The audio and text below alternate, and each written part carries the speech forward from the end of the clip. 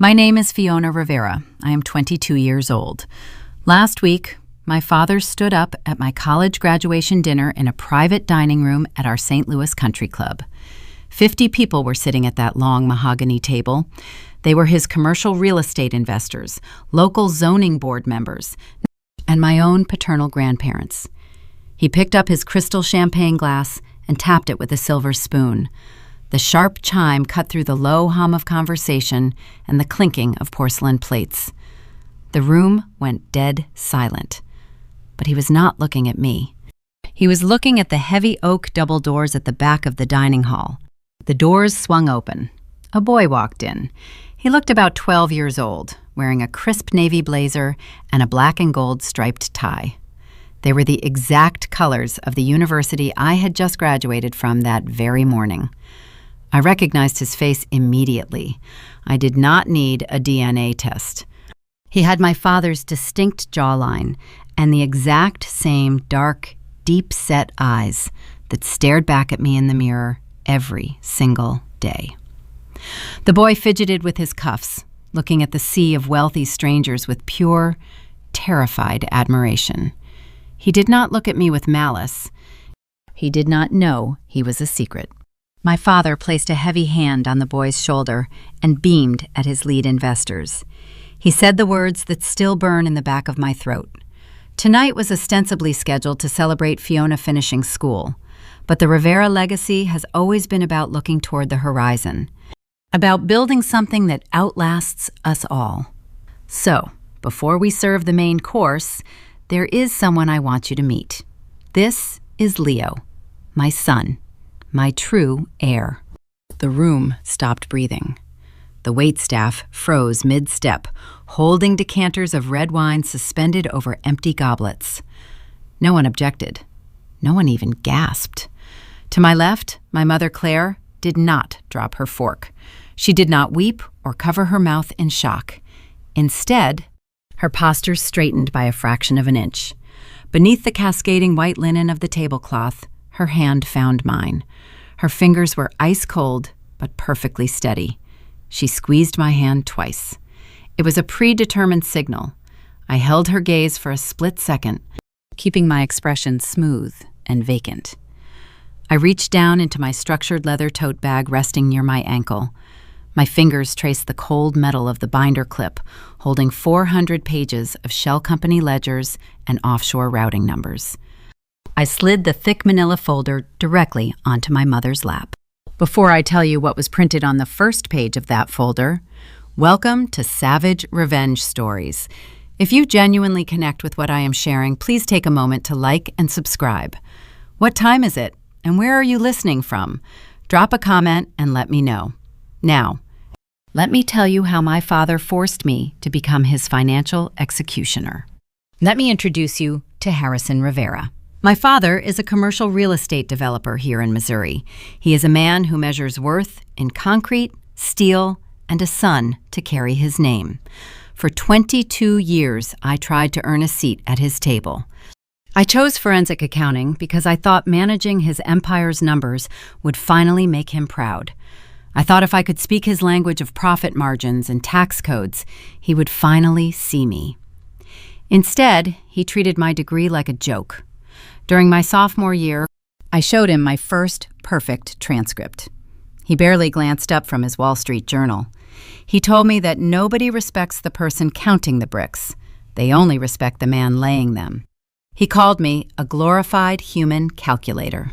He refused to pay a single cent of my tuition, claiming that financial struggle builds character in girls. While he bought luxury cars and lake houses in the Ozarks, I worked double shifts at a campus coffee shop. I survived on instant noodles and 4 hours of sleep a night. I poured every ounce of my energy into my studies, determined to prove him wrong. I graduated summa cum laude, top of my entire class. But that morning, the morning of my actual graduation walk, my parents were nowhere to be found. The stadium had been a sea of chaos and joy. Everywhere I looked, mothers were adjusting their children's caps and fathers were snapping photos with tears in their eyes. I waded through this ocean of love, searching for the 4 seats I had reserved in Section B. They were empty. Not a single person from my family showed up. I sat in the sweltering heat of the parking lot in my cheap graduation gown. I held my empty diploma cover while thousands of other families cheered and celebrated around me. The vinyl interior of my used car burned against my legs as I dialed my father's number. He answered on the third ring, the sound of a sports broadcast blaring in the background. He sounded inconvenienced. He told me he had an urgent zoning meeting downtown and could not make it. My mother was supposedly dealing with a catering emergency for the dinner that night. He told me to just meet them at the country club for the trust dinner. He promised we would celebrate my little accounting degree then. I believed him. I swallowed my pride, wiped my ruined makeup, and put on my best navy dress. I walked into that private dining room hoping for a single ounce of his approval. I thought this dinner was my reward for 4 years of grueling, invisible labor. Instead, I got Leo. Seeing that 12-year-old boy standing at the head of the table, I realized something that broke me and then rebuilt me in the exact same second. My father did not miss my graduation walk because of a zoning meeting. He missed it because he was busy getting his secret son fitted for a custom Mizzou tie. He hijacked the dinner I bled for to parade a child he had been hiding for over a decade. I looked across the table at my paternal grandparents, Richard and Helen. I expected to see shock on their faces. I expected outrage on behalf of my mother. Instead, my grandmother wiped a happy tear from her eye. My grandfather gave Leo a warm, familiar nod. They knew. The realization hit me like a physical blow to the chest. They had always wanted a grandson to carry the Rivera name. They had been hiding this boy from us for years. I was sitting in a room surrounded by traitors. My father smiled at the 50 guests, secure in his power, assuming my mother and I would just sit there and accept our new reality. He had no idea what was waiting for him in that manila folder. To understand the gravity of that moment at the table, you have to understand the currency my father traded in. Harrison Rivera did not just build strip malls and luxury condos across the state of Missouri. He built an image. In his world, women were not partners or equals. We were fixtures. We were supposed to be the polished mahogany handrails of his sweeping staircase. Decorative, expensive, and silent. My mother played her part perfectly for 2 decades. She hosted the charity galas, wore the designer gowns, and maintained the immaculate illusion of the happy St. Louis power couple. But I never learned how to fold myself into that neat, quiet box.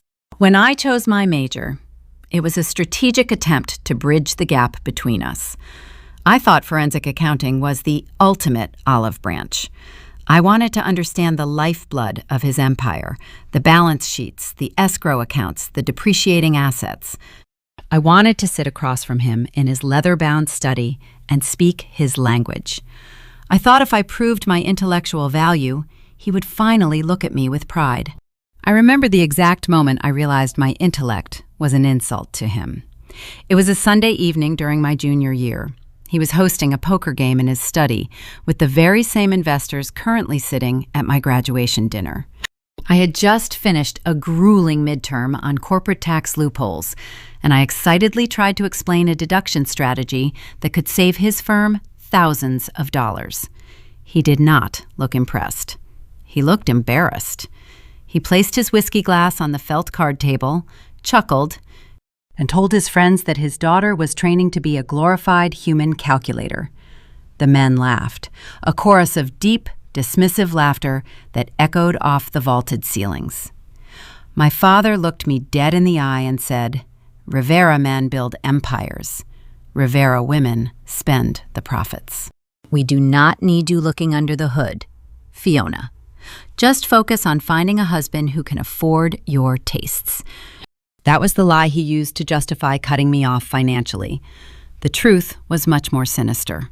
It was about control. If he paid my tuition, he could not control my obedience. When the first semester bill arrived, he handed it back to me, unopened. He claimed that struggle builds character. He told me that if I wanted a useless degree, I could finance it myself. The hypocrisy was a bitter pill that I swallowed every single morning at 4 a.m. While my father was dropping $50,000 on a new country club membership, I was tying a stained green apron around my waist. I worked the opening shift at a campus coffee shop near the Quad. My hands were perpetually covered in tiny red burn marks from the industrial steam wand. My hair constantly smelled of burnt espresso beans and sour milk. I would stand on my feet for 8 hours, smile at impatient students, and then drag my exhausted body to the library to study tax law until midnight. Every paycheck went directly to the university. I did not go to parties.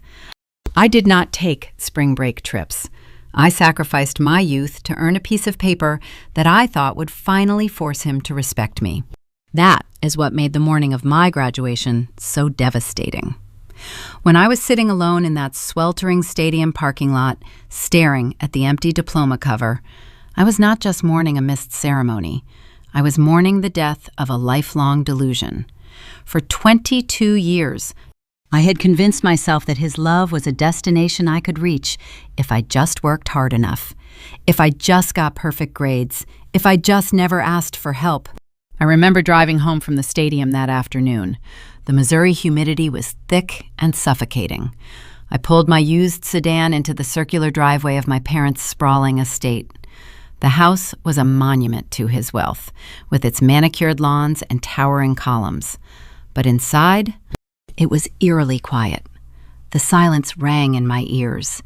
There were no balloons. There was no cake waiting on the marble kitchen island. There was just the slow ticking of the grandfather clock in the foyer. I walked upstairs to my childhood bedroom. I threw my cheap graduation cap onto the floor. I stood in front of the full-length mirror and stared at myself. I was exhausted, broke, and isolated. But then the psychological bargaining kicked in. The insidious voice of a child desperate for her father's approval began making excuses. I told myself that he really was just busy with a zoning issue. I told myself that the trust dinner that night was his true way of celebrating me. I reasoned that he preferred to honor me in front of his peers, showcasing my success to his powerful friends. I spent 2 hours getting ready for that dinner. I curled my hair. I put on a tailored navy dress that I had purchased on clearance, praying it looked expensive enough to fit into his world. I practiced my posture. I practiced my smile. I walked into the private dining room at the country club carrying a fragile, pathetic seed of hope in my chest. I truly believed that tonight was the night the tide would turn. And then he tapped his glass. And then the heavy oak doors opened. And then Leo walked in. Watching my father place his hand on that boy's shoulder, calling him his true heir, the fragile seed of hope inside my chest withered and died. It was replaced by something cold, something sharp. The exhaustion of the past 4 years evaporated. The desperate need for his validation vanished, leaving behind a pristine, surgical clarity. He had not just ignored me. He had replaced me. He had used the resources meant for his family to build a secret reality. I sat there at the table, feeling the smooth texture of the manila folder resting in my mother's lap, the folder I had compiled as a last resort, hoping I would never have to use it. I realized in that fraction of a second that you cannot earn the affection of a man who views you as a prop. You can only dismantle the stage he stands on. I have a question for anyone listening right now. At what point do you stop trying to earn a narcissist's love? Do you wait until they break you down to nothing? Or do you find the courage to walk away? Let me know in the comments below, because at that moment, sitting across from the father who erased me and the grandparents who helped him do it, I decided I was done walking away. I was going to turn his empire into ashes. The heavy oak doors of the dining room did not swing shut after the boy entered. A woman stepped across the threshold, her heels clicking softly against the polished hardwood floor. She appeared to be in her late 30s, radiating an unsettling, predatory confidence. She wore a tailored emerald silk dress that clung perfectly to her frame. But it was the piece of jewelry resting against her collarbone that hijacked my attention. A sculpted gold panther hung from a thick chain, its emerald eyes catching the light of the crystal chandelier overhead. It was a Cartier panthère necklace. My mind, conditioned by years of forensic accounting training, instantly calculated the retail value. That single piece of jewelry cost more than my entire 4-year university tuition. It was not a casual gift. It was a down payment on a second life. She walked over to my father, placing a manicured hand squarely on his shoulder. She did not look like a woman caught in a scandalous affair. She looked like a queen surveying her newly conquered territory. My father covered her hand with his own, turning his gaze back to his stunned audience of investors and city officials. During the appetizer course just 30 minutes earlier, my paternal grandparents, Richard and Helen, had been radiating a frigid, calculated disdain. I had spent my entire life believing they were simply strict, old money aristocrats who viewed my mother as an unworthy addition to their pristine family tree. They had spent the first course refusing to make eye contact with her. Helen had even picked at her crab cake, loudly whispering a snide remark to Richard about the cheap fabric of my mother's dress. I had rolled my eyes at the time, dismissing their behavior as typical generational snobbery, a red herring I had swallowed whole.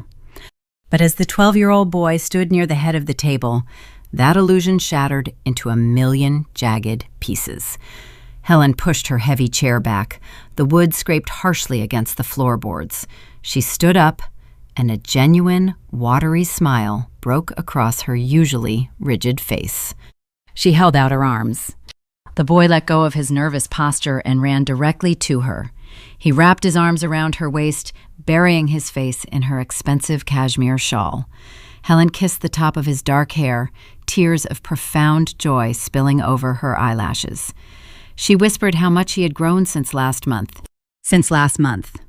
The phrase echoed in the cavernous space of my skull, ringing like a funeral bell. I turned my gaze to my grandfather, Richard, a man who had never once attended a single one of my childhood piano recitals, soccer games, or academic award banquets, reached over and proudly squeezed the boy's shoulder. He asked the kid how his pitching arm was holding up after the weekend tournament. They knew.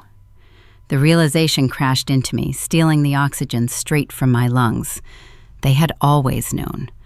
The puzzle pieces of my childhood rapidly snapped together, forming a hideous, undeniable picture.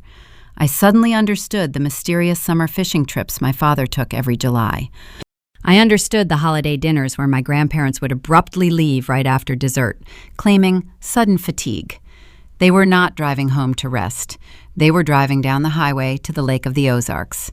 They were rushing to play the role of loving, devoted grandparents to a secret boy who got the best parts of their affection. The claustrophobia was suffocating. I looked around the private dining room, feeling the walls shrinking inward. I was sitting at a table surrounded by my own blood. Yet I had never been in a room filled with more enemies. My own family had actively orchestrated my erasure. They had funded, protected, and celebrated a shadow family, while forcing my mother and me to perform like circus animals for their public image. The investors at the table exchanged subtle, confused glances, but none of them stood up. None of them walked out in protest. My father's arrogant gamble was paying off. He knew his St. Louis business circle operated on a strict code of wealth and silence. As long as he kept making them rich, they would tolerate any moral failure he presented to them. They watched this soap opera unfold with a morbid, detached curiosity, treating my mother's humiliation as an unexpected form of evening entertainment. The woman in the emerald dress released my father's shoulder and took a slow, deliberate step toward my mother. The scent of her perfume washed over us. It was heavy, floral, and expensive, designed to leave a lingering trace long after she left a room. Her name was Valerie. Valerie stopped just inches from where my mother was sitting. She looked down, her lips curling into a triumphant smirk. It was the smile of a woman who had spent a decade waiting in the shadows and had finally been granted permission to step into the light. She did not offer an apology. She did not show a shred of guilt. She leaned down, her Cartier necklace swinging forward, and lowered her voice to a harsh, commanding whisper. "Do not make a scene, Claire. We are all adults here. It is time to be reasonable." The sheer audacity of the mistress commanding the wife to remain docile made the blood roar in my ears. I wanted to stand up. I wanted to flip the heavy mahogany table. I wanted to scream until my vocal cords snapped. The instinct to protect my mother burned fiercely inside my chest, urging me to abandon logic and give in to raw, blinding rage. But beneath the tablecloth, my mother's fingers tightened around mine. Her grip was ironclad, a silent, urgent reminder to hold the line. We were sitting on a ticking time bomb, and anger would only serve to extinguish the fuse before the explosion. My mother slowly reached for her crystal water goblet. She took a delicate sip, her hand exhibiting a terrifying level of steadiness. She looked up at Valerie, offering a polite, vacant smile that mirrored a hostess greeting an uninvited, irrelevant guest. My mother did not say a word, letting the heavy silence stretch out until Valerie shifted her weight, unnerved by the lack of tears or hysteria. I kept my hand firmly planted on the manila folder resting in my mother's lap. The physical weight of the documents grounded me. I reminded myself that the woman standing over us, the grandparents weeping with joy, and the father puffing his chest with pride, were all currently living on borrowed time. They thought they possessed the ultimate upper hand. They believed they had successfully ambushed us, trapping us in a social cage where polite society would force us to swallow our pride and accept our new diminished roles. How do you survive a room full of traitors when every single exit is blocked by someone who wants to see you fail? You do not beg for an escape route. You lock the doors from the inside and wait for them to realize they are the ones trapped in the room with you. My father cleared his throat, commanding the room's attention once again. Introducing his secret family was just the opening act. The true cruelty of his plan was about to be unveiled. He turned his deep-set eyes away from his new heir and locked his gaze directly onto me. The smile faded from his face, replaced by the cold, calculating expression of a businessman ready to liquidate an unwanted asset. He was preparing to deliver a financial death blow, unaware that I had already spent the last 3 weeks sharpening the blade that would sever his head. My father cleared his throat, drawing every pair of eyes back to his end of the long mahogany table. He surveyed the private dining room like a casino owner watching the roulette wheels spin in his favor. He knew exactly who his audience was. The 50 guests sitting before him were not moral philosophers. They were commercial real estate investors, hedge fund managers, and city zoning officials. These were men who traded in leverage, pragmatism, and ruthlessness. My father understood that in his St. Louis Boys Club, a secret mistress might raise an eyebrow, but a strong, capable male heir was the ultimate status symbol. It signaled continuity. It signaled a succession plan for his empire. He was betting his entire reputation on the assumption that these men would excuse his infidelity as long as he presented them with a profitable future. To secure that future, he needed to make a sacrifice. He needed a public execution to prove his loyalty to his new son.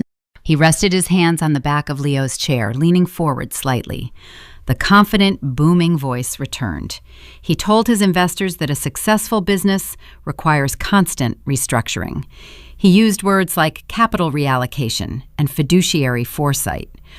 He weaponized corporate jargon to sanitize the destruction of my life. He announced that as the custodian of the Rivera estate, he was making a strategic adjustment to our family assets. To understand the cruelty of what he was about to do, you need to know about my maternal grandfather. His name was Thomas. He was a quiet, hard-working man who owned a chain of local hardware stores across the Midwest. He was the exact opposite of my father.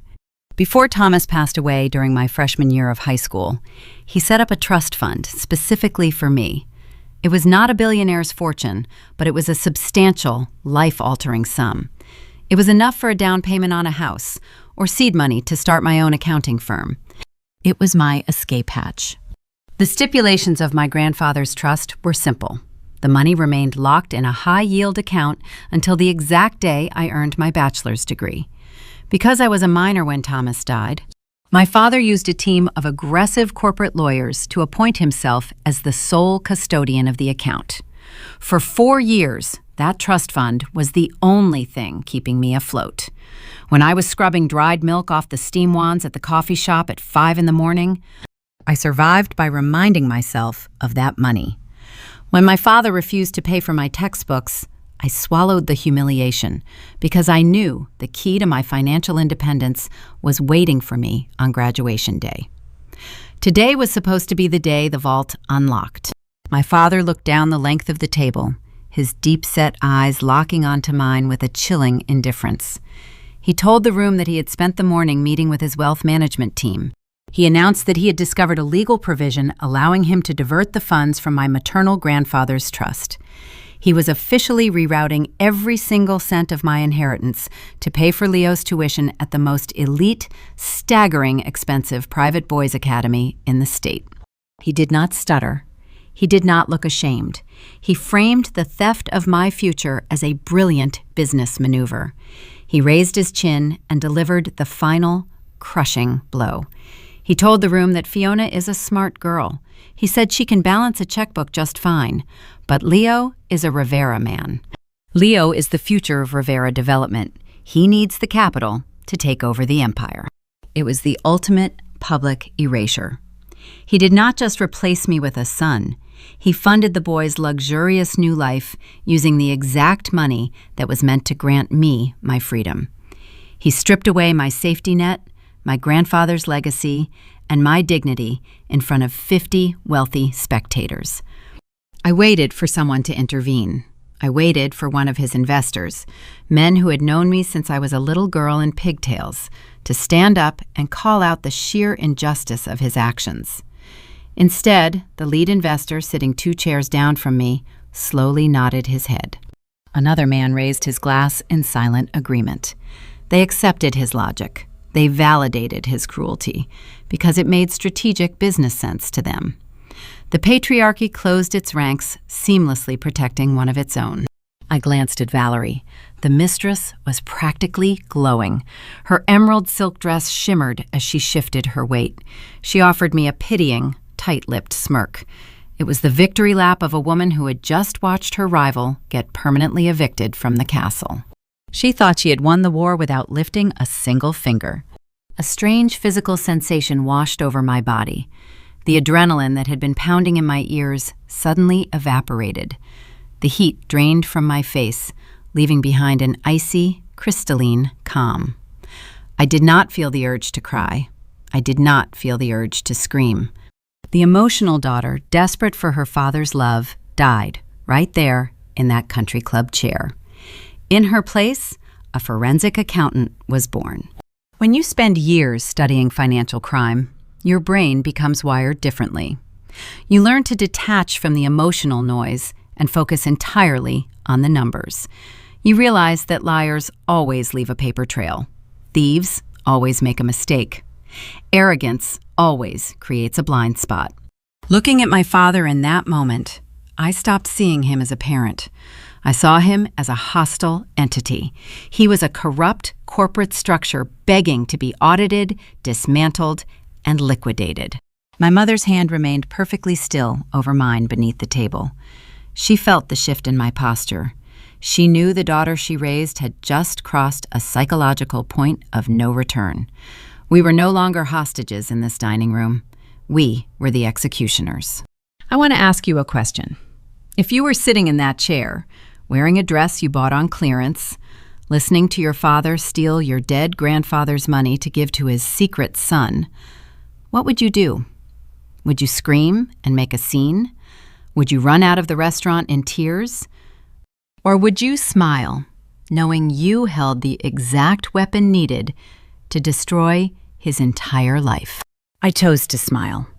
I let the corners of my mouth lift into a polite, terrifying curve. I let my father bask in the glow of his supposed triumph. He thought he was a genius for finding a legal loophole to drain my trust fund. He had no idea that I had spent the last 3 weeks digging through the darkest, most illegal corners of his empire. To understand the weapon resting inside the manila folder on my mother's lap, you have to understand how I found his secrets. He thought my degree was useless. He thought I was just a glorified calculator. Let me take you back 3 weeks to a late night in my college library, where a simple graduation project turned into the discovery of a massive federal crime. It was late April, exactly 3 weeks before the country club dinner. The Missouri weather was transitioning into an oppressive, suffocating heat. I was sitting at the sprawling marble kitchen island inside my parents' estate. I had driven over from my cramped campus apartment because my washing machine was broken. I was running on 4 hours of sleep. My senior capstone project was due in 10 days. My professor required a comprehensive cash flow analysis. I needed a real-world case study involving complex corporate tax structures. I was drowning in theoretical textbooks and desperate for actual financial data. That is when I noticed the manila envelope resting near the fruit bowl. The flap was torn open, several papers spilled out onto the polished marble surface. They were Schedule K-1 tax forms. These are complex documents used by partnerships and limited liability companies to report income, losses, and dividends. My father guarded his financial records like classified government intelligence. He kept everything locked inside a heavy steel safe in his mahogany study. Seeing his private tax documents resting casually next to a bunch of bananas was like finding a loaded firearm sitting on a public park bench. I glanced around the kitchen. The house was dead quiet. My father was supposedly on a weekend golf trip in Chicago with his investors. My mother was upstairs. I reached out and pulled the top sheet toward me. I told myself I was just curious. I reasoned that glancing at the summary page was harmless. But my eyes scanned the columns and my academic training took over. In forensic accounting, you do not just read numbers. You read the hidden story the numbers are attempting to conceal. Within 30 seconds, my pulse spiked. The math did not add up. There were substantial deductions for property management fees on commercial lots that I knew were currently vacant. There were capital distributions flowing out of Box 19 directly into a holding company I had never heard of. The capital account analysis showed a bizarre depletion of partner equity. It was sloppy work. It was arrogant. Footsteps echoed on the grand staircase. My mother walked into the kitchen, wearing a silk robe. She carried an empty porcelain teacup. She stopped walking when she saw me holding my father's tax returns. I froze. I braced for her to panic. I expected her to snatch the papers out of my hands and scold me for snooping through private property. Instead, she walked over to the espresso machine, turned the dial, and calmly asked me if I found anything interesting. I held up the schedule. My voice shook with a mix of fear and confusion. I told her the numbers were wrong.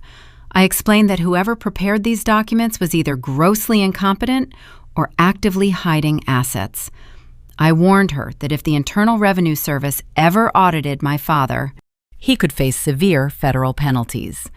I thought I was protecting my family. I thought I was playing the role of the dutiful, vigilant daughter.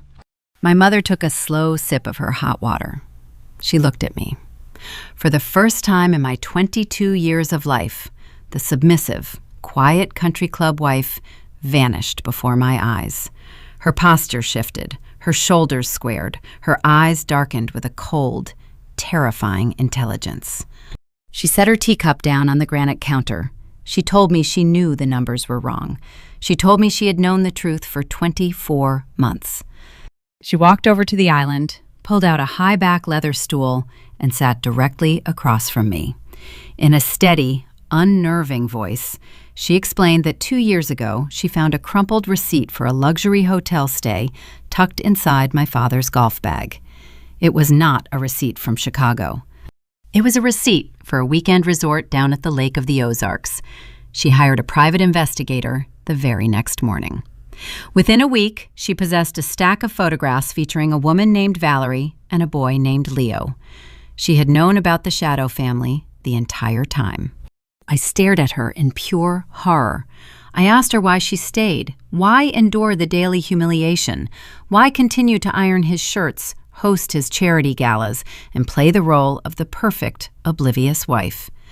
She reached into the pocket of her silk robe and pulled out a small brass key.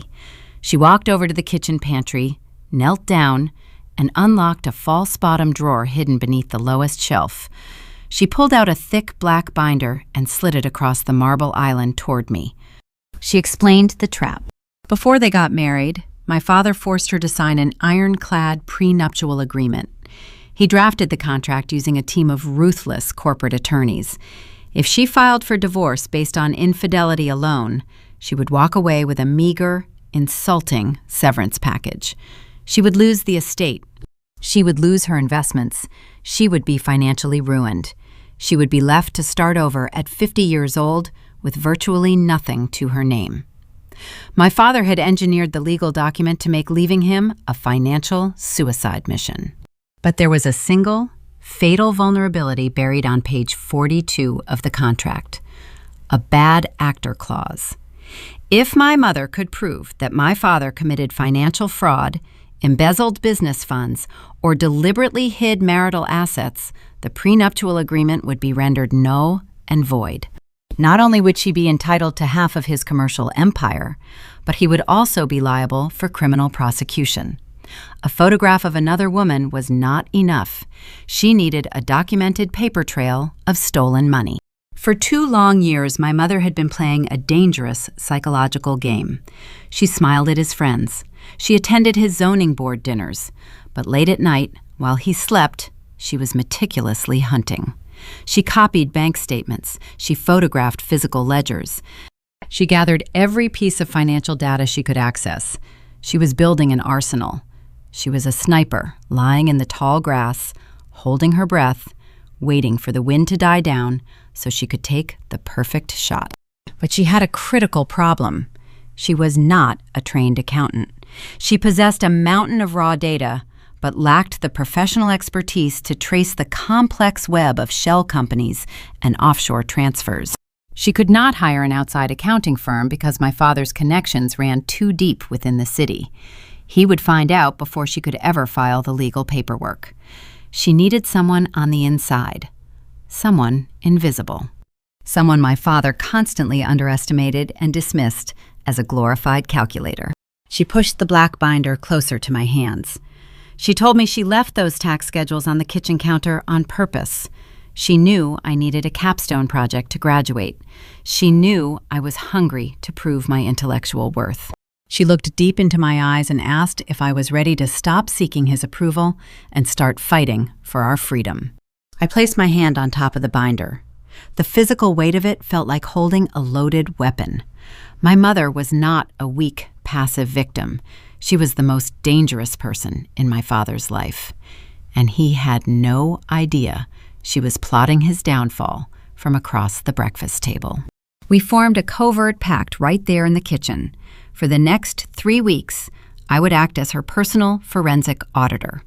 I would use my university resources and my specialized training to dissect his real estate empire piece by piece. I took the black binder back to my campus apartment that evening. I locked the deadbolt on my front door, brewed a pot of strong black coffee, and opened the first page. I expected to find a few hidden savings accounts or some creative tax evasion strategies. I expected to find the discretionary funds he used to buy his mistress expensive dinners. But when I began following the routing numbers through the corporate ledgers, the truth I uncovered was far more sinister than a simple suburban affair. I traced the money, and what I found hidden inside those spreadsheets made my blood run cold. My campus apartment smelled of stale rain and cheap instant coffee. For 3 weeks, that tiny room served as my war room. The dining table was buried under a mountain of printed spreadsheets, highlighter pens, and the black binder my mother had given me. Forensic accounting is not simply a matter of arithmetic. It is the study of human behavior mapped through numbers. An ordinary accountant balances a ledger to ensure the columns match. A forensic auditor dissects a ledger to discover why someone tried to make them match in the first place. You do not just look for missing capital. You look for the motive hiding behind the decimal point. Sitting in the glow of my laptop screen at 2 a.m, I began the moral dissection of my father's empire. Harrison Rivera was a man who projected an image of untouchable corporate brilliance. He loved to boast at country club dinners about his shrewd market instincts and his fierce negotiation skills. But as I unspooled the financial threads of his holding companies, I realized his wealth was not built on business acumen. It was built on a foundation of lazy, arrogant theft. He was using a textbook embezzlement tactic known as phantom vendor invoicing. It is a scheme so common, it is almost insulting to uncover. My father would secure millions of dollars from his wealthy St. Louis investors to fund a new commercial property. He would then create a dummy limited liability company registered to a registered agent in another state. He would name it something generic like Apex Structural Supplies or Summit Drywall Services. His development firm would then pay these fake companies exorbitant fees for construction materials that never actually existed. The investors thought their money was buying steel beams and concrete foundation pouring. In reality, their capital was being siphoned directly into a shadow checking account. From that shadow account, the money flowed outward to sustain his second life. I tracked property tax payments for a sprawling 5-bedroom lake house down in the Ozarks. I found recurring monthly auto drafts for a luxury sports utility vehicle registered to Valerie.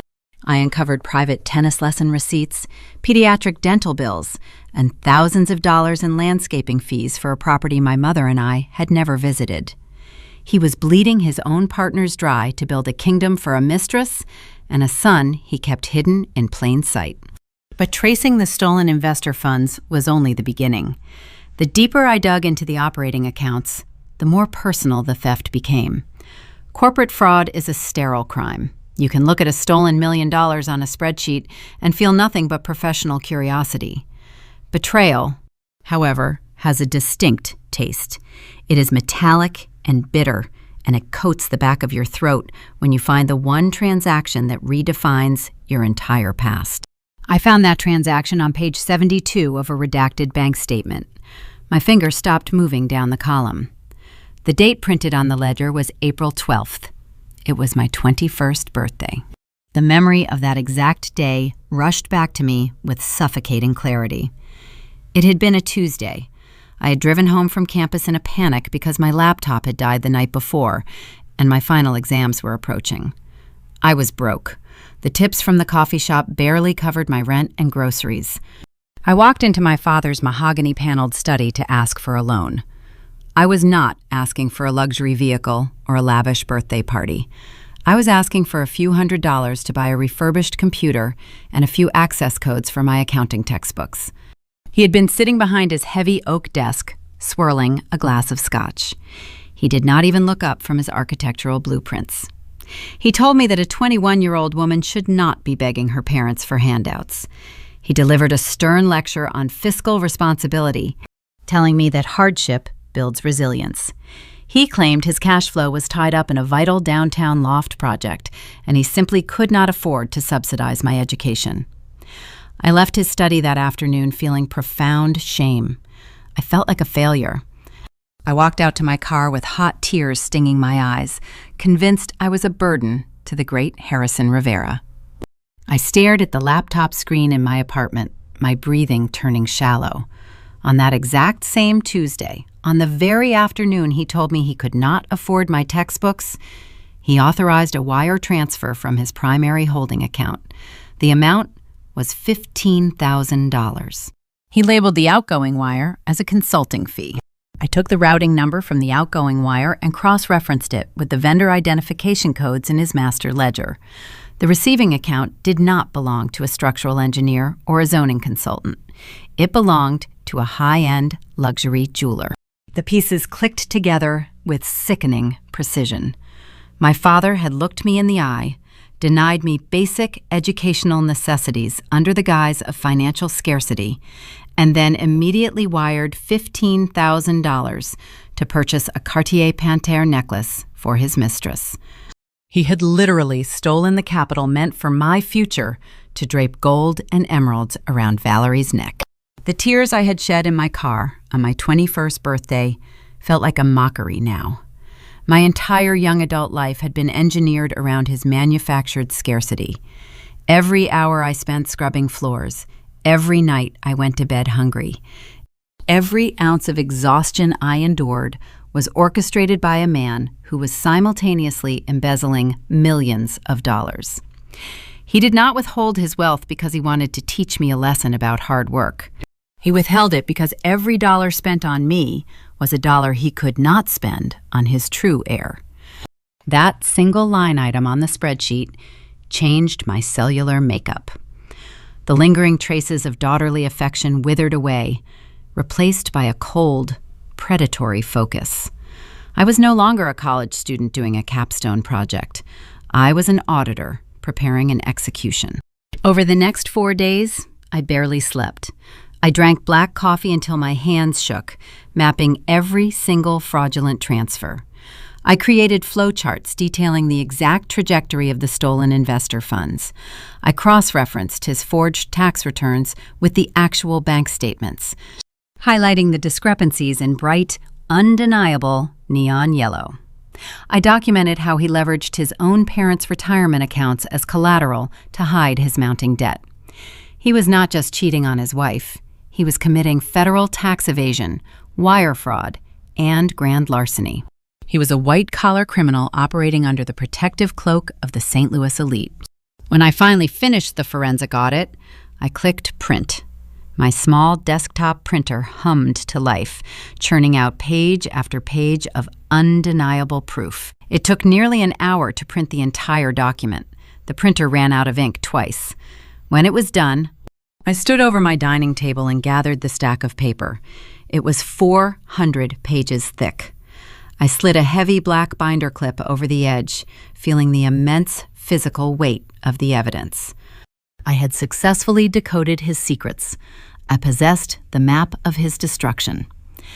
But raw data is just paper until you place it in the hands of someone who knows how to wield it. My mother and I had the ammunition required to void her prenuptial agreement, but we were not legal experts. We could not walk into a courtroom by ourselves and expect to topple a man who played golf with the city judges. If we presented this folder to the wrong person, my father would simply use his wealth to bury the evidence and destroy us both. We needed a translator. We needed someone ruthless enough to look at my 400 pages of math and turn it into a legal guillotine. I picked up my phone and dialed my mother's number.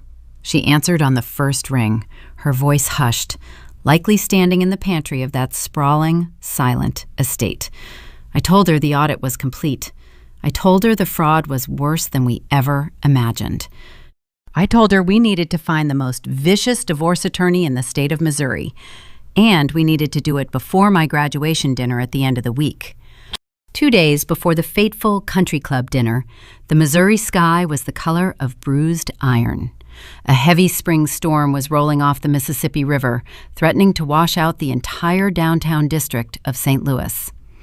I sat in the passenger seat of my mother's sedan, watching the rain blur the towering glass facades of the financial district. We were not heading to a boutique shopping center or a charity luncheon planning committee. We were driving toward the tallest skyscraper in the city to meet a man who specialized in dismantling empires. His name was Jonathan Pierce. My mother did not select a family counselor or a polite legal mediator. She hired a corporate assassin. Pierce was a high-profile litigator known throughout the state for handling the most vicious, high-stakes divorces among the Midwestern elite.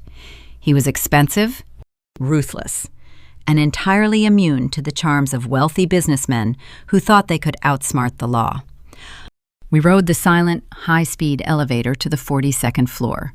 The reception area smelled of polished leather and fresh lilies.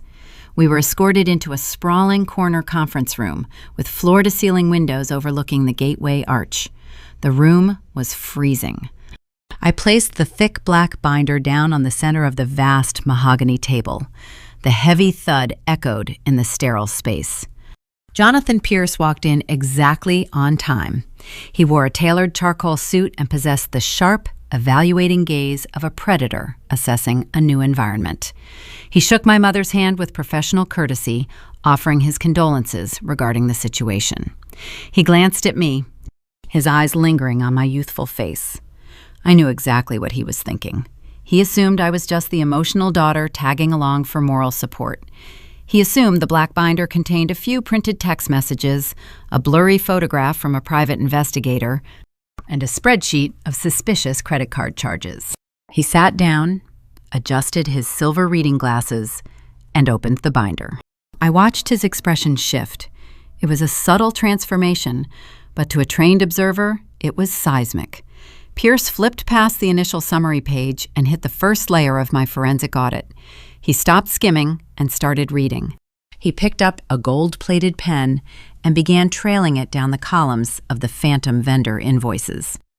He flipped to the property tax cross-references for the Ozarks Lakehouse. He turned to the wire transfer logs detailing the $15,000 consulting fee diverted to the luxury jeweler. The silence in the conference room stretched on for nearly 20 minutes. The only sound was the rhythmic tapping of rain against the reinforced glass and the crisp turn of the paper. My mother sat perfectly still, her hands folded neatly in her lap, waiting for the verdict. Pierce finally closed the binder. He took off his reading glasses and placed them deliberately on the table. He looked at me. The initial patronizing gaze entirely vanished. He asked me where I learned to trace capital distribution depletion through limited liability shell companies. I told him I was graduating at the top of my class from the university accounting program in 48 hours. A slow, dangerous smile crept across the lawyer's face. He leaned back in his chair and looked at my mother. He told her that he usually had to hire external forensic firms for thousands of dollars a day to uncover half of what I had documented. He tapped the cover of the binder. He confirmed that my audit was airtight. The paper trail was pristine, undeniable, and catastrophic for my father. Pierce explained the mechanics of the legal guillotine we were about to build. This was no longer a simple domestic dispute. My father had not just violated his marriage vows. He had committed federal wire fraud. He had evaded corporate taxes. He had breached his fiduciary duties to his investors by commingling personal expenses with commercial development capital. The prenuptial agreement that was designed to leave my mother penniless was now our greatest weapon.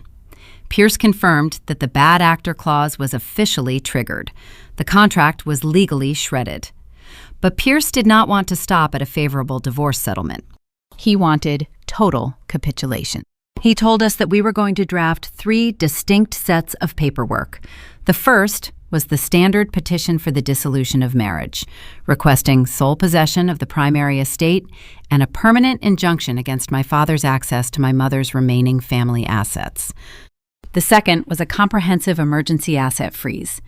Because my father had demonstrated a pattern of hiding funds in offshore accounts and secret real estate holdings, a judge would grant an immediate hold on all his personal liquidity. He would not be able to withdraw a single dollar without court approval. The third set of paperwork was the true death blow. It was a formal submission to the Internal Revenue Service Criminal Investigation Division. Pierce explained that the IRS does not care about infidelity, but they are ruthlessly efficient when it comes to unpaid taxes on embezzled funds. By voluntarily surrendering the evidence of his phantom companies, we were handing the federal government the exact map they needed to indict him. We spent the next 4 hours in that freezing conference room, watching Pierce draft the documents that would end Harrison Rivera's reign. It was a surreal experience. I was sitting in a high-rise tower, drinking sparkling water, systematically erasing the power of the man who had terrified me my entire life. Every signature my mother provided was a lock snapping shut on his invisible prison.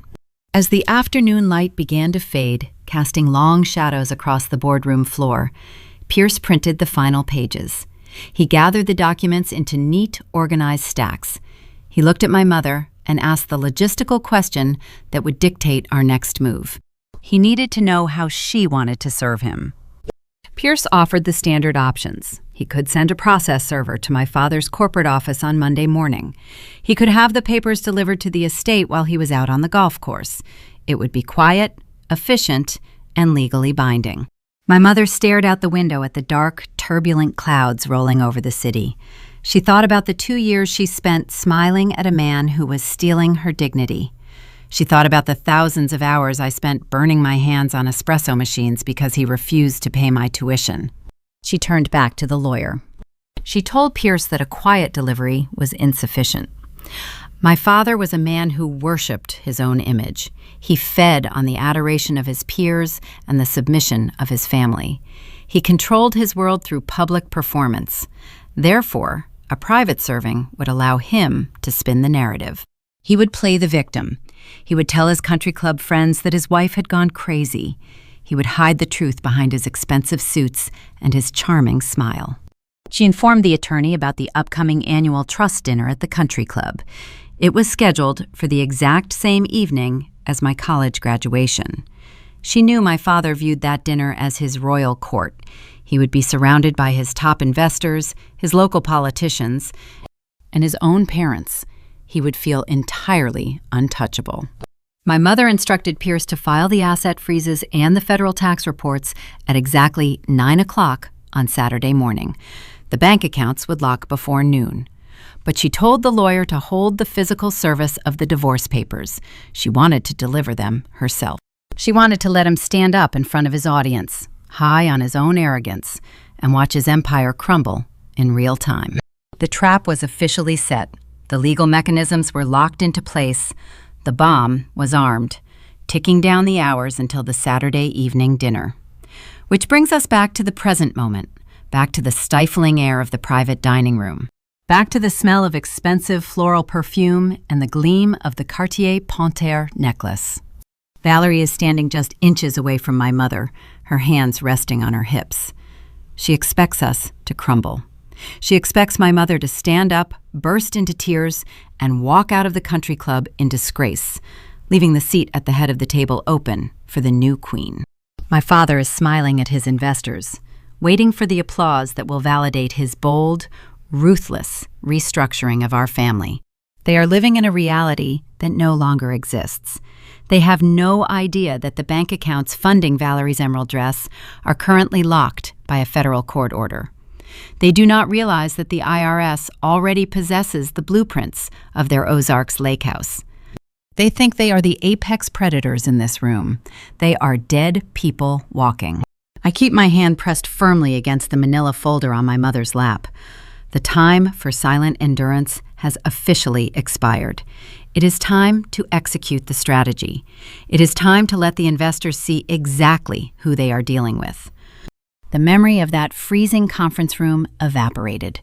I was thrust abruptly back into the stifling, perfume-heavy air of the country club dining room. Valerie was still standing a few inches from my mother. Her emerald silk dress brushed against the edge of the mahogany table. She did not look like a woman interrupting a sacred family milestone. She carried herself like a newly appointed executive arriving to claim her corner office. She waited for my mother to stand up and surrender the high-backed leather chair at the head of the table. My mother remained seated. She did not flinch. She did not break eye contact with the woman wearing the Cartier necklace purchased with my college funds. The silence stretched until it became a physical weight pressing down on the 50 guests in the room. Valerie sighed. It was a brief, patronizing sound. She tilted her chin downward, adopting the faux polite tone wealthy women use to dismiss the hired help. She suggested that my mother was making the guests uncomfortable. She stated that the transition would be much easier for everyone if my mother just walked away quietly. She actually used the word transition, as if 22 years of marriage and a shared history were nothing more than a corporate merger. When my mother still refused to move, Valerie shot a sharp, expectant glance at my father. Harrison Rivera stepped forward. He stood beside his mistress and looked down at his wife. For my entire life, I had watched him use his imposing physical presence to intimidate contractors, rival developers, and local politicians. He puffed his chest out, adjusting his bespoke suit jacket. He reached into his inner pocket and pulled out a platinum credit card. He tossed it onto the pristine white tablecloth. The heavy plastic landed with a dull smack next to my mother's untouched salad plate. He told her to call the concierge desk. He instructed her to hire a private car service and go back to the estate. He kept his voice low, but the acoustics of the dining room carried his words to every single investor sitting at the table. He said it was time for her to go home so he could celebrate Leo properly.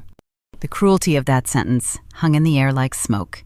He was treating the woman who had built his social standing, hosted his galas, and ironed his shirts like a fired employee being escorted off the premises by security. He wanted a clean stage. He wanted to parade his new heir in front of his financial backers without the awkward visual reminder of his discarded family sitting in the peripheral vision. I scanned the faces of the investors sitting around us. These were men who controlled the skyline of St. Louis. They were watching the scene unfold with a detached, clinical interest. A few of them looked away, suddenly fascinated by the intricate patterns on their crystal water goblets. None of them intervened. They were waiting to see who would win the power struggle before declaring their allegiance. The most important man in the room sat 2 chairs down from my right. His name was Arthur Sterling.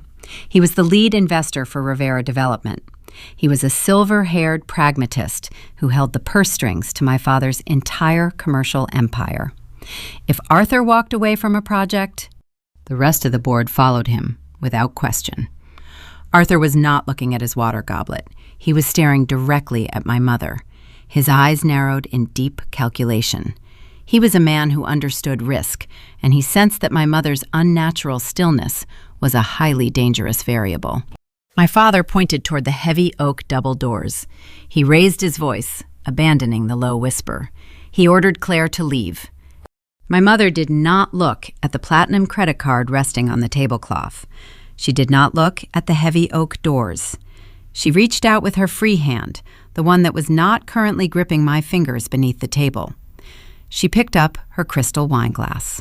The ruby liquid caught the ambient light of the chandelier, casting a faint red shadow across the white linen. She brought the rim to her lips. She took a slow, deliberate sip. She swallowed, savoring the vintage as if she were enjoying a relaxing Sunday afternoon on a sunlit patio. She gently placed the fragile crystal back onto the table, ensuring it made virtually no sound. Then she smiled. It was not a hysterical smile. It was not a sad, defeated curve of the lips. It was a sweet, serene, and terrifying expression. It was the smile of a sniper who had just aligned the crosshairs perfectly on the target. She looked up at my father and his mistress. She kept her voice light and conversational. She said she appreciated the offer for the car service, but she declined. She said she thought she would stay for dessert. The dynamic in the room fractured.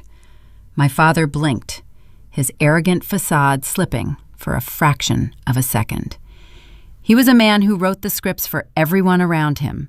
He did not know how to process a character going off book. He expected tears. He expected a dramatic exit that would allow him to play the role of the put-upon, reasonable patriarch. He did not know how to handle a woman who simply refused to leave her own table. Valerie's smug expression faltered. She shifted her weight, crossing her arms defensively. The power she thought she possessed was rapidly evaporating in the face of my mother's chilling composure. Beneath the table, my mother finally released my hand. The signal was given. The quiet endurance phase of our operation was officially terminated. I pushed my heavy mahogany chair back. The wooden legs scraped loudly against the floor. a harsh sound that drew every eye in the room away from my parents and directly onto me. I stood up. I smoothed the fabric of my navy dress. I took a slow, steady breath, letting the final remnants of the wounded, desperate daughter fall away like a discarded skin. I stepped into the persona I had cultivated over the last 3 weeks. I adopted my father's cold, corporate energy. I squared my shoulders. I did not look at my grandparents, who were still hovering near the 12-year-old boy. I did not look at the mistress wearing my stolen college funds. I did not even look at the man who had ruined my life. I turned my head and locked eyes directly with Arthur Sterling. I bypassed the emotional drama and aimed straight for the financial jugular. I knew Arthur did not care about a broken marriage. He cared about his capital. He cared about the structural integrity of the investments he managed. I held his gaze, offering him the professional respect my father had always denied me. I reached down to my side and picked up the thick manila folder resting on my mother's lap. The physical weight of the 400 pages felt incredibly grounding in my hands. I placed the folder squarely on the polished wood of the dining table. I unclasped the heavy metal binder clip. The sharp snap echoed like a gunshot in the silent room. I kept my eyes trained on the lead investor. I pitched my voice to Carrie, utilizing the same authoritative cadence my father used to close his multi-million-dollar deals. I told Mr. Sterling that since tonight was ostensibly about celebrating the future of the Rivera family, I felt it was only appropriate to share my recent academic achievements. I explained that I had prepared some graduation presentations for the board. I peeled back the manila cover, revealing the pristine printed spreadsheets detailing the phantom vendors, the offshore accounts, and the forged tax returns. The trap was sprung. The match was struck. I stood at the edge of the blast radius, ready to watch the empire burn. I looked down at the pristine stack of papers resting on the mahogany table. The top sheet was a synthesized summary report I had formatted to mirror a standard corporate audit. I did not throw the documents. I did not shove them. I slid the first packet across the white linen directly toward Arthur Sterling. I then distributed 3 more identical packets to the other keyboard members sitting within arm's reach. The thick bond paper made a soft, crisp sound as it settled next to their untouched appetizer plates. I kept my voice even. I stripped away every ounce of emotion, utilizing the clinical, detached tone of a professional auditor presenting a quarterly review. I looked Arthur dead in the eye and instructed him to turn to page 2 of the packet. I watched the silver-haired investor reach out and flip the heavy cover page. The other men around him leaned in, their eyes scanning the highlighted columns of data. I told Mr. Sterling that as the lead financier of the downtown loft project, he was likely under the impression that his $2 million capital injection from last October was utilized for structural steel and foundation pouring. I directed his attention to the yellow, highlighted routing numbers. I explained that those funds were never transferred to a commercial construction firm. Instead, they were routed through a dummy limited liability company named Summit Holdings. Arthur Sterling traced his finger down the column of numbers. His jaw tightened. I continued my presentation, my voice echoing off the paneled walls. I instructed the board to turn to page 4. I told them page 4 contained a copy of a property deed filed in Camden County. I explained that Summit Holdings utilized their structural steel investment to purchase a sprawling 5-bedroom lakehouse down in the Ozarks. I paused, letting the silence stretch for a fraction of a second. Then I delivered the first major blow. I stated that the deed to that luxury lakehouse was registered exclusively under the name Valerie Collins. The dining room erupted into a symphony of sharp intakes of breath. The low, polite murmurs of the country club shattered. The sound of 50 wealthy individuals realizing they had just been robbed blind filled the air. Chairs creaked as men leaned forward, craning their necks to look at the printed evidence. A state senator sitting near the back of the room pulled his reading glasses from his breast pocket with trembling hands. My father lost his composure. The charismatic, untouchable patriarch vanished, replaced by a cornered animal. The facade he had spent decades building cracked right down the middle.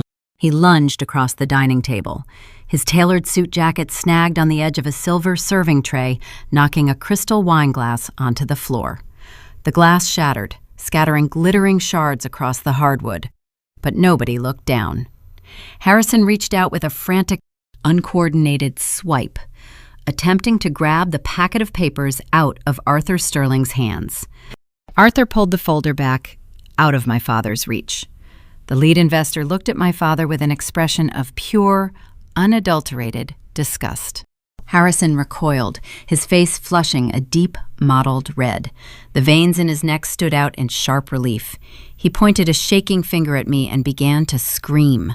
The baritone voice he used to command boardrooms cracked with desperation.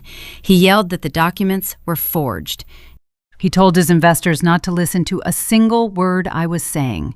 He pointed at me and shouted that I was nothing but a jealous, hysterical child throwing a temper tantrum because I was no longer the center of attention. He tried to spin the narrative, painting me as a vindictive daughter, fabricating a mountain of evidence simply because he had introduced a new son into the family. He looked around the room, pleading with his peers to understand his fabricated plight. He begged them to see the situation as a tragic domestic dispute, a minor family squabble blowing out of proportion. I let him scream. I let him flail. I stood perfectly still and allowed him to dig his own grave with his erratic, panicked behavior. When he finally stopped to take a ragged breath, the room was terrifyingly quiet. The investors were not looking at him with sympathy. They were looking at the highlighted bank statements in their hands. I turned my gaze away from my father and focused on the woman standing beside him. Valerie had not moved a single inch since I stood up. The triumphant smirk had melted off her face, leaving behind a pale, rigid mask of terror.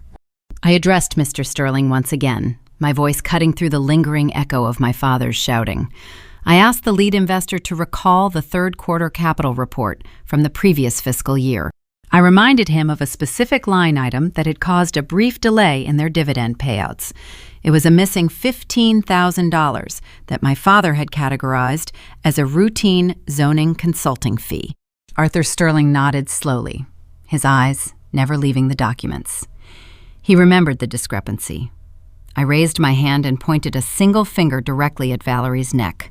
I told the room that the $15,000 consulting fee did not go to a zoning board official. I stated that the stolen capital was withdrawn on April 12th, routed through a secondary checking account, and wired directly to a luxury jeweler. I kept my finger pointed at the mistress and informed the board that their missing dividend was currently resting on Valerie's collarbone in the form of a Cartier Panthère necklace. Every single head at the long mahogany table turned to look at the woman in the emerald dress. Valerie gasped, a raw, involuntary sound. Her hand flew up to her chest, her fingers desperately clutching the sculpted gold panther as if she could somehow hide it from 50 pairs of staring eyes. The emerald eyes of the panther glinted in the chandelier light, serving as a glittering, undeniable beacon of my father's guilt. She took a step backward, bumping into Leo, who stumbled and looked up at his mother in profound confusion. The atmosphere in the room shifted from shock to a dangerous, simmering outrage. These men did not tolerate being made fools of. Around the table, investors began pulling their cell phones out of their tailored suit pockets. Thumbs flew across illuminated screens as they pulled up their own digital copies of the third quarter capital reports. They were cross-referencing my claims in real time. The math was undeniable. The dates matched, the withdrawal amounts matched, the routing numbers matched. My father stood frozen at the head of the table. The frantic energy drained out of his body, replaced by a cold, paralyzing dread. He looked at Arthur Sterling, but the lead investor refused to meet his eye. He looked at the state senator, who was already whispering furiously into his mobile phone. Harrison Rivera realized in that exact moment that he had not just lost his family, he had lost his funding, his reputation, and his freedom. His empire was collapsing around him faster than he could comprehend. He opened his mouth to speak, to offer some kind of explanation, but no words came out. He was drowning in a sea of his own arrogance. But a narcissist never truly accepts defeat without a final, desperate attempt to shift the blame. If he could not convince his investors that I was a liar, he needed someone else to intervene on his behalf. He needed an authority figure to shut me down and restore order to his shattered kingdom. From the far end of the table, a chair scraped violently against the floorboards. My paternal grandmother, Helen, pushed herself up to her feet. Her face was contorted with a furious, self-righteous indignation. She was not preparing to defend her son's investors. She was preparing to defend her own twisted legacy, entirely unaware that she was stepping directly onto the financial landmine I had buried specifically for her. The metallic clink of silver dropping onto fine china shattered the quiet. My paternal grandmother pushed her chair back from the table. The friction of wood against the polished floorboards sounded like a shriek. Helen stood upright. She smoothed the skirt of her tailored tweed suit with trembling hands. For my entire life, this woman had operated as the supreme architect of the Rivera family image. She was a woman who dictated seating arrangements at charity galas with ruthless precision. She routinely inspected my mother's housekeeping, running a white-gloved finger over the mantelpiece to ensure our home met her exacting aristocratic standards. Image was her religion. Truth was merely an inconvenience she could afford to ignore. She leveled her gaze at me. Her manicured finger jutted across the table, shaking with self-righteous fury. She did not address the stolen investor funds. She did not look at the mistress wearing the illicit jewelry. Instead, she launched a desperate, calculated attack designed to shift the blame onto the messenger. Her voice wavered, high-pitched and strained. She called me an ungrateful, spiteful girl. She told the room that I was intentionally ruining a sacred family gathering over a handful of minor accounting errors. She tried to weave a narrative where my father was a visionary builder who simply lost track of a few receipts, while I was a bitter child trying to destroy his legacy out of pure jealousy. She pleaded with the men at the table to ignore my presentation, insisting that family matters should be handled in private, behind closed doors, away from the scrutiny of the public eye. I listened to her desperate monologue. I watched the grandmother who had spent the last decade taking secret summer fishing trips with my father's illegitimate son try to paint me as the villain. She had actively harbored a shadow family. She had celebrated the betrayal of my mother. She believed her loyalty to her son would cement her status as the untouchable matriarch of a growing dynasty. She stopped speaking, breathing heavily, waiting for her words to cast a protective shield over my father. I did not raise my voice to match her panic. I looked at her with the clinical detachment of a surgeon examining a terminal chart. I instructed her to look down at the printed packet resting in front of my grandfather. I told her to turn to page 12. Richard, my grandfather, hesitated. His hands hovered over the heavy paper. The confident posture he possessed when greeting his new grandson just an hour earlier had evaporated. He slowly peeled back the pages until he reached the designated section. I shifted my focus to address both of my grandparents, though my words were designed for the entire room to hear. I explained the mechanics of commercial leverage. I detailed how my father had built a sprawling empire on a foundation of sand. When the real estate market experienced a slight downturn 18 months prior, his liquidity dried up. He needed immediate cash to maintain the illusion of profitability for his investors. He also needed a steady stream of capital to sustain the luxurious lifestyle he had constructed for Valerie and Leo down at the Lake of the Ozarks. The dummy corporations and phantom vendor invoices were not generating enough raw cash to cover the mounting deficit. My father needed a hard asset to secure a new line of credit. He required a physical property with immense, unencumbered equity. I watched my grandfather's eyes scan the highlighted paragraphs on page 12. The color drained from his face, leaving his skin a terrifying ashen gray. I explained that my father had gone to a private commercial lender. He forged a series of power of attorney documents. Or perhaps he simply convinced my grandfather to sign a stack of routine business papers without reading the fine print. The method of deception was irrelevant compared to the result.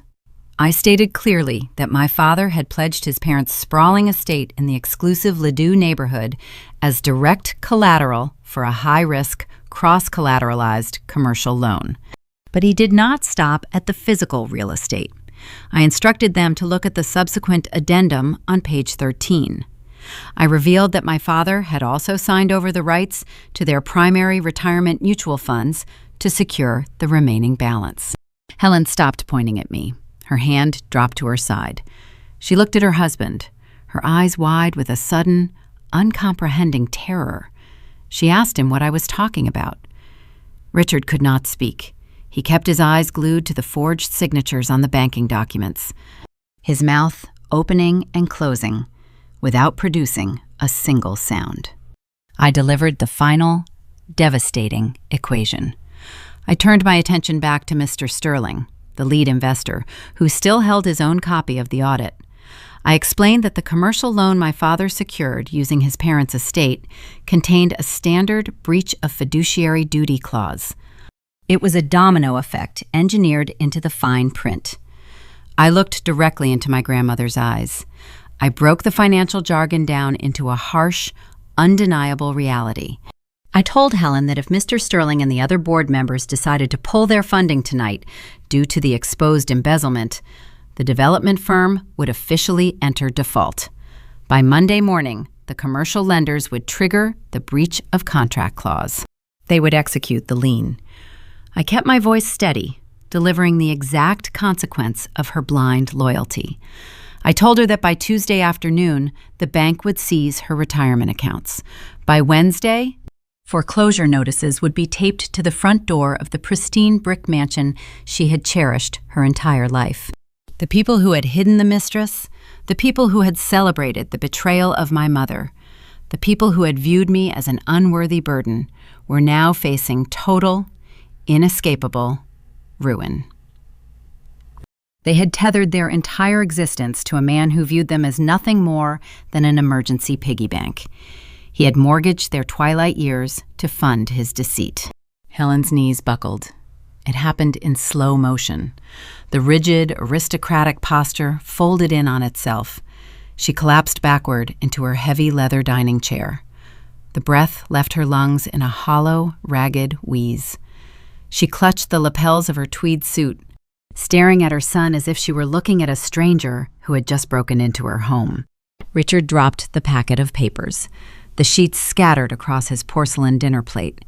He slumped forward, burying his face in his hands, his shoulders shaking with the silent realization that his golden boy had just signed away their sanctuary. The karmic justice hung in the room, thick and suffocating.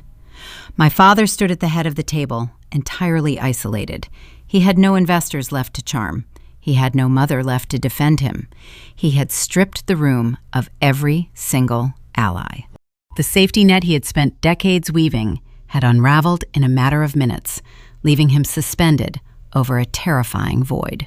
He looked at his parents, unable to offer a single word of comfort, because my forensic audit had left him stripped of all plausible deniability. The paper trail was too clean. The theft was too documented. He could not charm his way out of a federal felony, and he could not sweet-talk the bank out of seizing his childhood home. His gaze slowly drifted away from his ruined parents and locked onto me. The panic in his deep-set eyes hardened into something sharp and dangerous. A cornered predator will always lash out at the entity blocking its only exit. He realized he could not save his money, and he could not save his reputation. But he possessed one remaining weapon. He knew I had a professional future waiting for me outside the walls of this country club, and he decided that if he was going to burn, he was going to drag my career into the flames with him. My father was a man who understood the mechanics of destruction. He had spent his entire career dismantling his competition, using his wealth and influence to bulldoze anyone who stood in the way of his real estate empire. Now, Trapped in the corner of the country club dining room, with his financial crimes exposed and his parents facing bankruptcy, he instinctively reverted to the only tactic he knew. He tried to bulldoze me. He knew that my entire identity was wrapped up in my academic achievements. He knew how hard I had fought to secure my upcoming junior auditor position at one of the most prestigious accounting firms in downtown St. Louis. He knew that I viewed that job as my ticket out of his shadow. If he could not salvage his own reputation, he was determined to obliterate mine. Harrison Rivera took a menacing step forward, bridging the gap between the head of the mahogany table and where I stood. He did not yell this time. He lowered his voice to a dangerous, gravelly timbre, ensuring that every word carried the weight of a direct threat. He looked at me not as a daughter, but as a rival executive who had just initiated a hostile takeover. He told me that my little presentation was a cute stunt, but it was ultimately meaningless in the real world. He reminded me that the accounting firm I was joining next month managed the primary escrow accounts for his development company. He stated, with chilling confidence, that he played golf every single Sunday with the senior partners of that firm. He leaned in. His dark eyes narrowed into slits of pure malice. He promised me that before the sun rose tomorrow, he would make one single phone call. He would inform the senior partners that their newest junior auditor had stolen confidential corporate documents and violated multiple non-disclosure agreements to orchestrate a public family dispute. He vowed that they would fire me immediately, but he did not stop there. He told me he would use his influence to ensure my name was blacklisted across the entire state of Missouri. He swore that no reputable financial institution would ever hire a forensic accountant who lacked the basic discretion to protect her own family's interests. He told me that my degree was now worthless and that my career was dead before it even started. A heavy silence followed his threat. It was a terrifying, plausible scenario. In the insular old money circles of St. Louis commerce, reputation was everything. The men sitting around this table understood the unwritten rules of corporate loyalty. Whistleblowers were rarely celebrated. They were usually quietly excised from the ecosystem. My father was banking on the assumption that the board members would prioritize discretion over justice. He was betting that his network would protect him and punish me for breaking the silence. For a terrifying second, doubt crept into my mind. I had spent 4 years grinding through tax law and financial regulations, all for the promise of a secure future. What if I had just thrown it all away? What if exposing his fraud had cost me the very independence I was trying to secure? The adrenaline that had fueled my presentation began to waver, replaced by a cold, creeping anxiety. Sensing my hesitation, Valerie seized the opportunity to join the attack. The mistress, momentarily emboldened by my father's aggressive posturing, stepped out from behind Leo. She crossed her arms over the emerald silk dress, her Cartier necklace glinting under the chandelier. She decided to twist the psychological knife, aiming for my emotional vulnerabilities. She scoffed loudly, a harsh, grating sound that cut through the tension. She called me an entitled, vindictive brat. She told the room that this entire spectacle was nothing more than a pathetic cry for attention from a daughter who could not handle the reality that she was no longer the sole focus of her father's universe. She tried to frame my forensic audit as a hysterical overreaction to her mere existence. She pointed a manicured finger at me and told me that I should be ashamed of myself for traumatizing my new little brother on the night he was supposed to be welcomed into the family. Her words were a masterclass in gaslighting. She was the one wearing stolen jewelry. She was the one living in a lakehouse purchased with embezzled funds. Yet, she was standing in the middle of the country club, attempting to weaponize the presence of a 12-year-old boy to paint me as the villain. I looked at Leo. The boy was frozen, his eyes darting frantically between his mother, his father, and the strangers around the table. He was trembling visibly. The Mizzou tie he had worn with such pride now looked like a physical burden weighing him down. Valerie was using him as a human shield. completely indifferent to the psychological damage she was inflicting on her own child. The sheer, unapologetic cruelty of her tactic ignited a fresh wave of determination within me. The momentary anxiety regarding my career vanished. I did not care if I had to work at a coffee shop for the rest of my life. I was not going to let this woman dictate the narrative. I opened my mouth to respond, to systematically dismantle her ridiculous accusations with the raw data printed in the folders, but I never got the chance to speak. The scraping of a heavy wooden chair against the floorboards stopped everyone in their tracks. Arthur Sterling, the silver-haired lead investor, slowly stood up. He did not look panicked. He did not look angry. He radiated the terrifying, icy calm of a man who had just decided to liquidate a toxic asset. Arthur did not address Valerie. He did not even acknowledge her presence in the room. He picked up the manila folder I had given him. He carefully folded the document in half and slid it securely into the inner pocket of his tailored suit jacket. He then turned his full, undivided attention to my father. Harrison Rivera's menacing posture faltered. He recognized the shift in the power dynamic. He tried to offer Arthur a placating smile, a desperate attempt to reestablish their decades-long camaraderie. He called Arthur by his first name, attempting to initiate damage control. Arthur held up a single hand, silencing my father instantly. The gesture was absolute.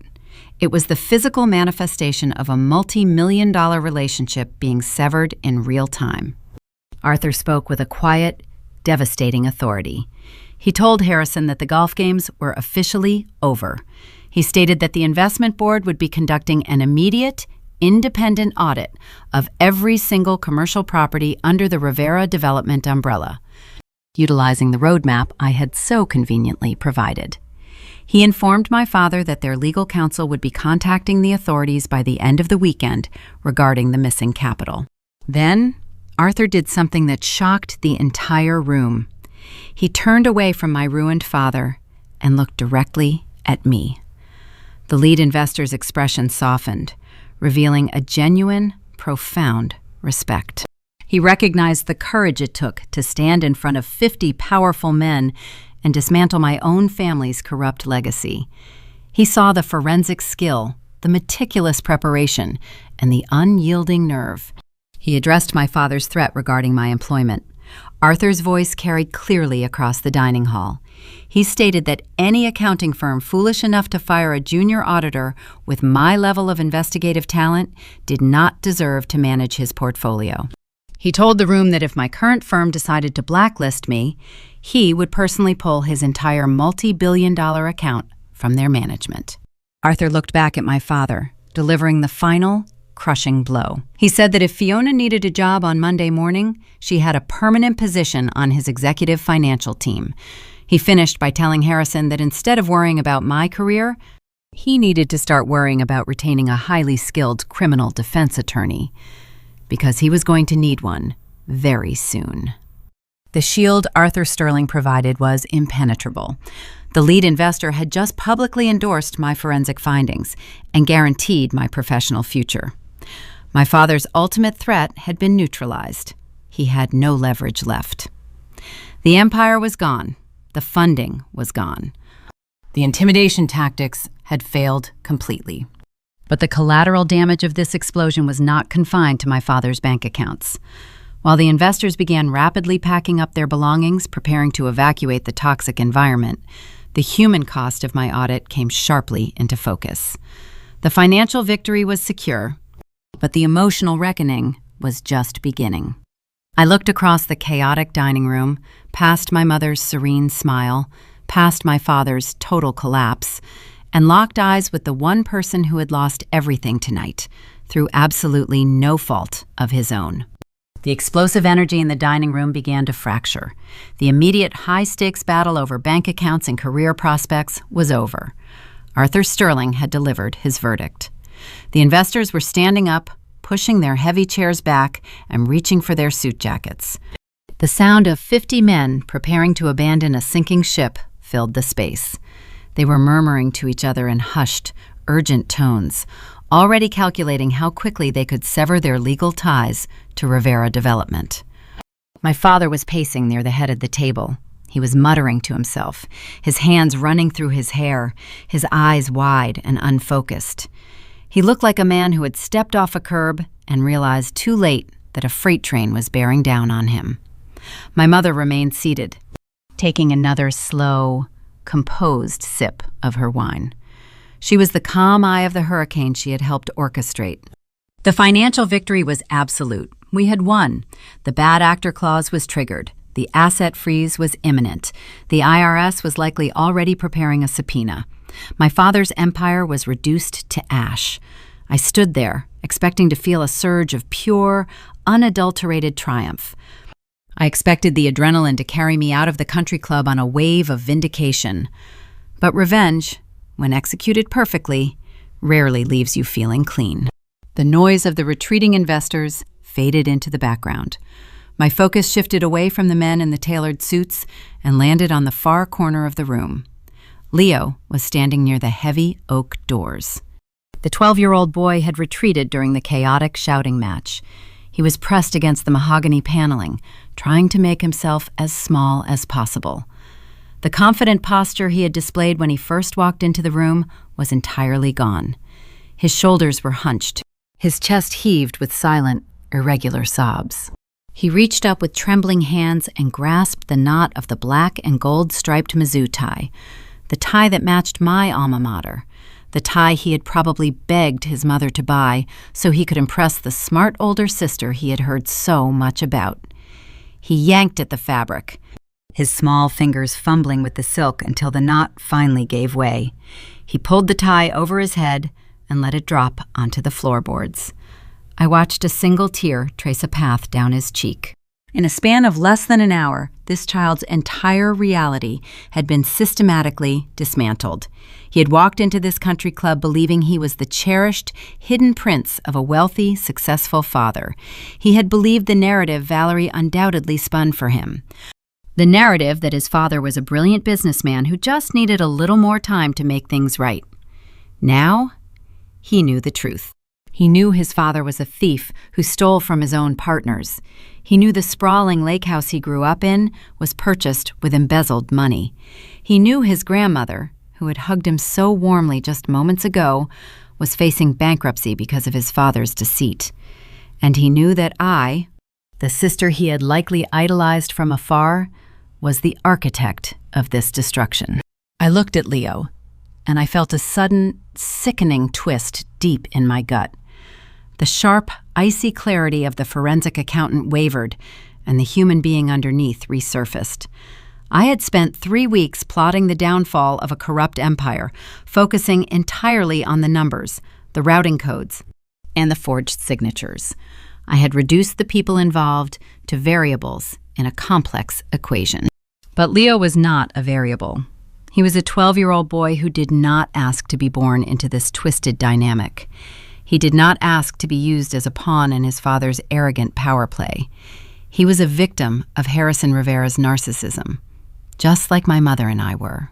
The difference was that my mother and I had the agency to fight back. We had the legal mechanisms and the financial training to burn the cage down. Leo was simply trapped inside it. I took a tentative step toward him. I did not know what I planned to say. How do you comfort a child after you just publicly destroyed his father? What words exist to soften the blow of learning your entire life is built on a foundation of lies? Before I could bridge the gap, Valerie intercepted me. The mistress moved with a sudden, frantic energy. The arrogant facade had completely evaporated. She grabbed Leo by the arm, her grip tight and possessive. She pulled him toward her, shielding him from my view. She glared at me, her eyes red-rimmed and desperate. She hissed at me, her voice a low, venomous whisper. She told me to stay away from her son. She accused me of being a monster. She said that I had ruined everything, that I had destroyed a family out of pure spite. She was deflecting, of course. She was trying to project her own immense guilt onto me. She was the one who had knowingly participated in a decade-long affair. She was the one who had accepted stolen jewelry and lived in a house purchased with embezzled funds. She had built her comfort on the misery of others. But looking at Leo's devastated face peering out from behind his mother's arm, her words struck a nerve. Had I gone too far? Was the public humiliation truly necessary? We could have filed the legal paperwork quietly. We could have let the divorce attorneys and the federal investigators handle the dismantling of his empire behind closed doors. We could have spared this child the trauma of watching his father be exposed as a criminal in front of 50 strangers. But then I remembered the $15,000 consulting fee. I remembered the exact tone of my father's voice when he told me he could not afford my textbooks. I remembered the sheer audacity of him announcing he was stealing my dead grandfather's trust fund to pay for Leo's prep school. My father did not care about collateral damage. He did not care who he hurt as long as his image remained intact. If we had tried to handle this quietly, he would have found a way to manipulate the narrative. He would have used his wealth and influence to drag my mother through a grueling, years-long legal battle. He would have attempted to ruin my career out of sheer vindictiveness. The only way to stop a narcissist is to publicly disarm them. The explosion was necessary to ensure the blast radius engulfed his power structure completely. The collateral damage was inevitable. It was the tragic cost of doing business with a man who viewed people as disposable assets. I want to hear your thoughts on this. Put yourself in my shoes. You have the evidence to destroy the father who erased you, but you know the fallout will shatter an innocent child's reality. Do you pull the trigger, or do you keep the secret to protect the boy? Drop a comment below and let me know if you think the revenge was justified, or if the human cost was simply too high. I stopped walking. I held my ground and looked Valerie dead in the eye. I did not apologize. I did not offer excuses. I simply stated a cold, undeniable fact. I told Valerie that I did not destroy her family. I told her that she and my father built a house on a fault line, and I simply handed the investors the seismograph. Valerie's jaw tightened. She had no counter-argument. She turned sharply, pulling Leo toward the exit. The heavy oak doors swung open, and they disappeared into the dimly lit hallway of the country club. The sound of the doors clicking shut felt like a final punctuation mark. The immediate conflict was resolved, but the night was not over. My father was still standing near the head of the table. His investors were gone. His mistress was gone. His parents were sitting in stunned, silent shock. He turned to face my mother. The arrogance was gone, replaced by a desperate, frantic need to regain some semblance of control. He had lost the public battle, but he still believed he held leverage in the private war. He was about to discover that the woman he had underestimated for 2 decades was holding the ultimate trump card.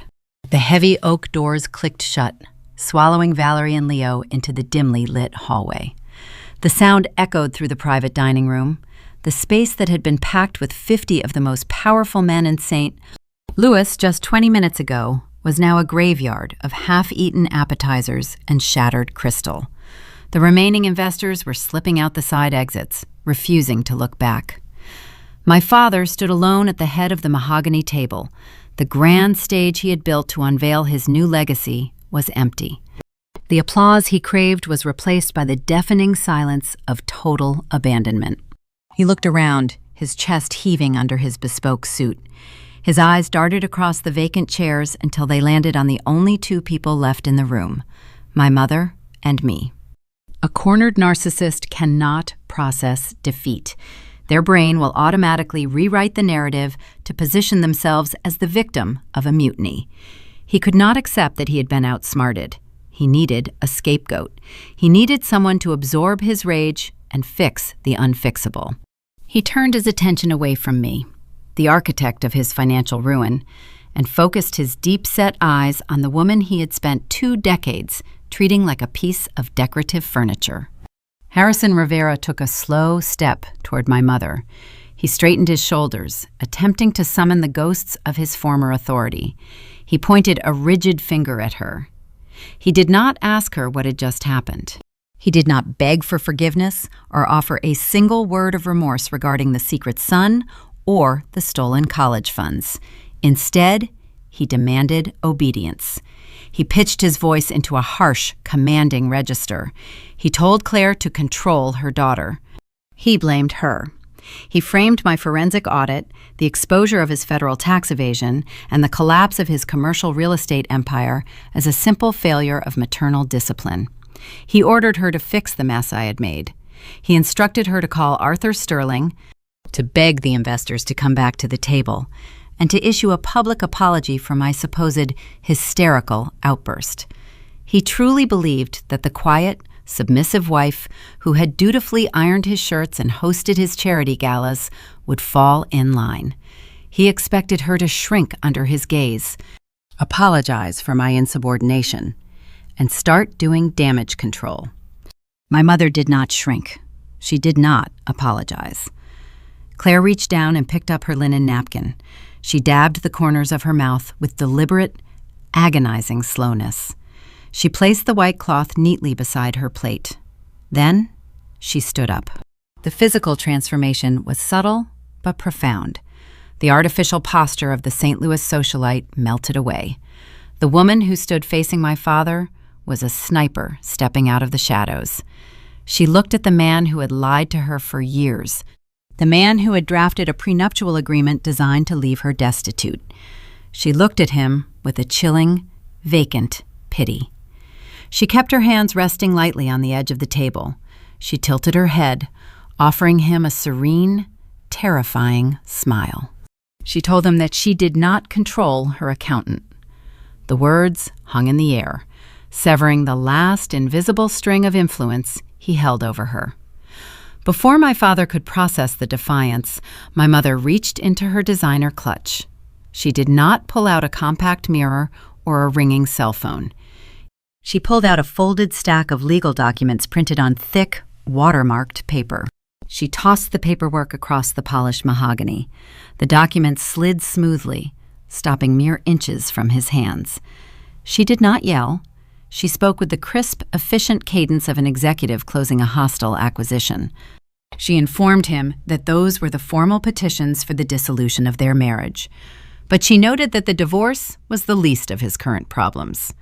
My father stared at the papers, his jaw unhinging. He stammered, insisting that her little divorce stunt would leave her penniless. He tried to invoke the ironclad prenuptial agreement, reminding her that she would walk away with nothing but the clothes on her back. My mother let out a soft, genuine laugh. It was a sound I had not heard in years. It echoed off the paneled walls, striking my father like a physical blow. She told him the prenuptial agreement was shredded the moment he diverted corporate funds to buy his mistress a lakehouse. She explained the bad actor clause. She watched the realization slowly drain the remaining color from his face. Then she dropped the ultimate mechanism of his destruction. She told him that the manila folder I had presented to the investors was not the only copy in existence. She revealed that at exactly 9 o'clock this morning, while he was skipping my graduation walk to fit Leo for a tie, a courier had delivered a duplicate file to the federal building downtown. The documents were handed directly to the Internal Revenue Service Criminal Investigation Division. My father gripped the edge of the table, his knuckles turning stark white. He choked on his own breath. The IRS. Those 3 letters carried a weight that no team of high-priced defense attorneys could wave away. My mother leaned forward, twisting the knife. She explained that the federal agents did not wait for the weekend to pass. Based on the irrefutable evidence of offshore wire fraud and phantom vendor invoicing, a federal judge had signed an emergency injunction. She stated clearly that every single one of his personal and corporate bank accounts was frozen. He could not access his checking accounts. He could not leverage his stock portfolio. He could not even swipe the platinum credit card he had thrown onto the table 20 minutes earlier. At that exact moment, the heavy oak doors burst open again. Valerie stormed back into the dining room. She was clutching her cell phone, her face a mask of panicked desperation. She had just tried to process a deposit for Leo's elite prep school tuition to secure his enrollment spot. Her card was declined. The bank teller on the emergency line had informed her that the accounts were locked under a federal hold. Valerie ignored my mother and me entirely. She ran up to my father, grabbing the lapels of his suit jacket. She began screaming at him, demanding to know what was happening. She shrieked about the tuition, the lakehouse mortgage, and the lifestyle she had been promised. She demanded that he fix the bank issue immediately. My father could only stare at her, a broken, hollow shell of a man. He had no money left to buy her silence or her loyalty. My mother watched the mistress berate the billionaire. It was a pathetic, fitting climax to their decade of deceit.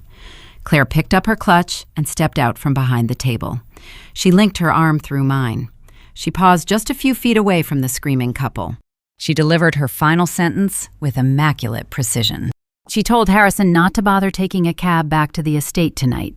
She informed him that her lawyer had ordered a security firm to change every single lock on the doors and gates this afternoon. His belongings would be shipped to a motel of his choosing, provided he could scrape together the cash to pay the nightly rate. We did not wait for his response. We turned our backs on the ruins of the Rivera Empire. We walked across the hardwood floor, our footsteps echoing in unison. We pushed through the heavy oak doors, leaving the frantic screams of the mistress and the stunned silence of the ruined patriarch locked inside that private dining room forever. But walking out of that country club was only the beginning of his punishment. The true fallout of that night was about to ripple through the entire city of St. Louis.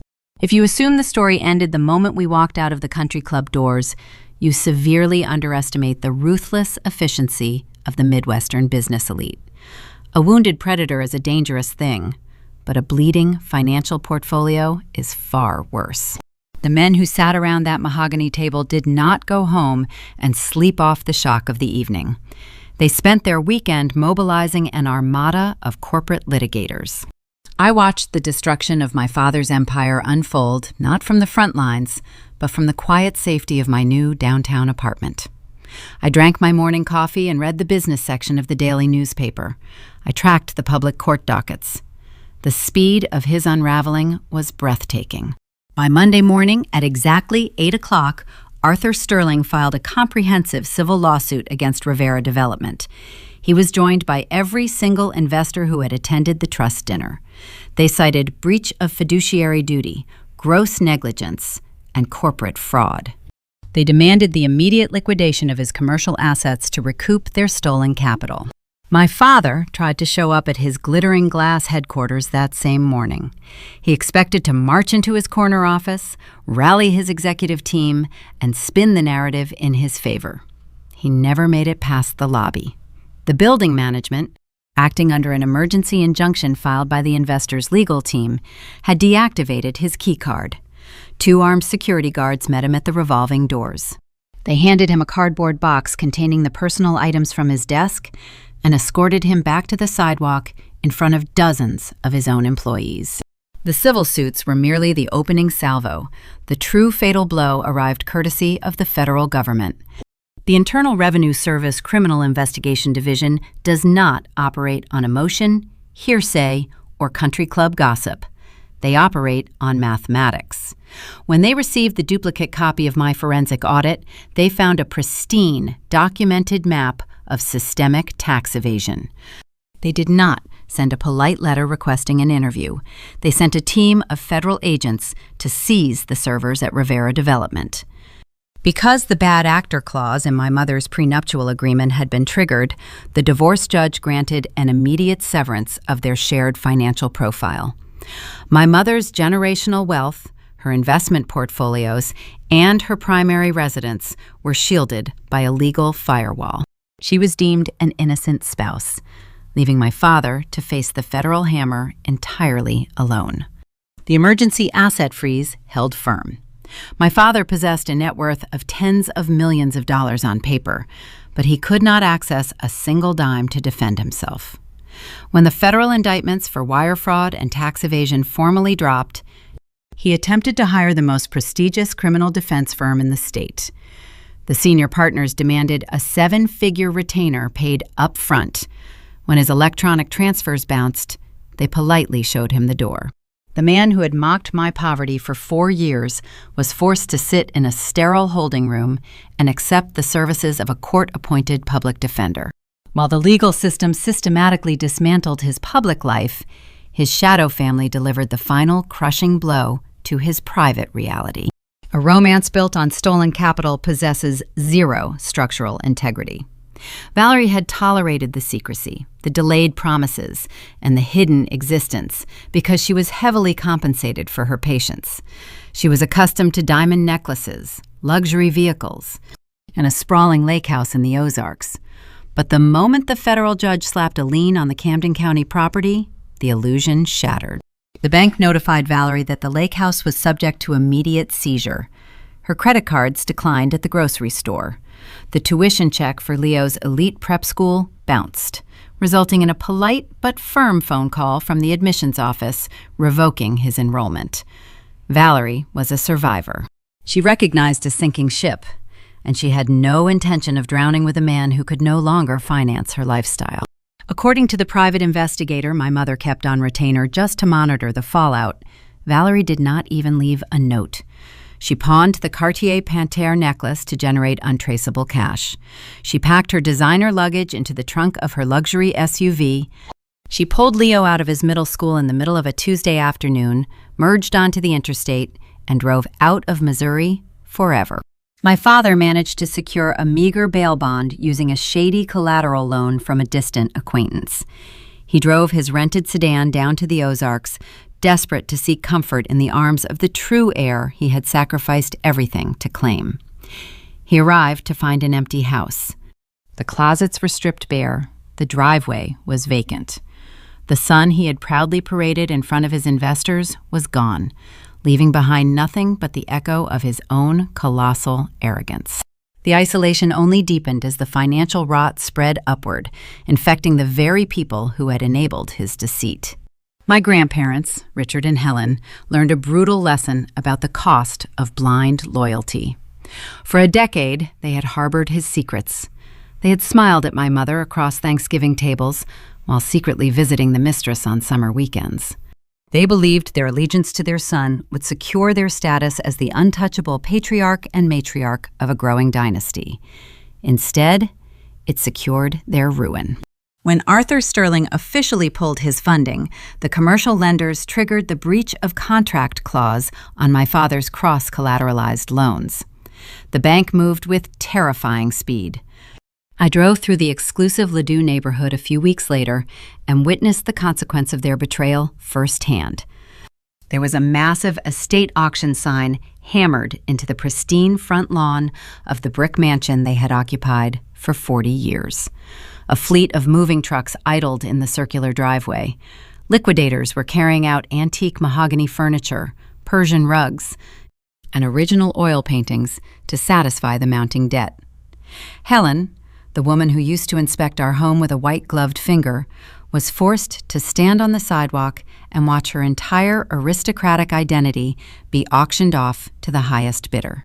They were evicted from their own legacy.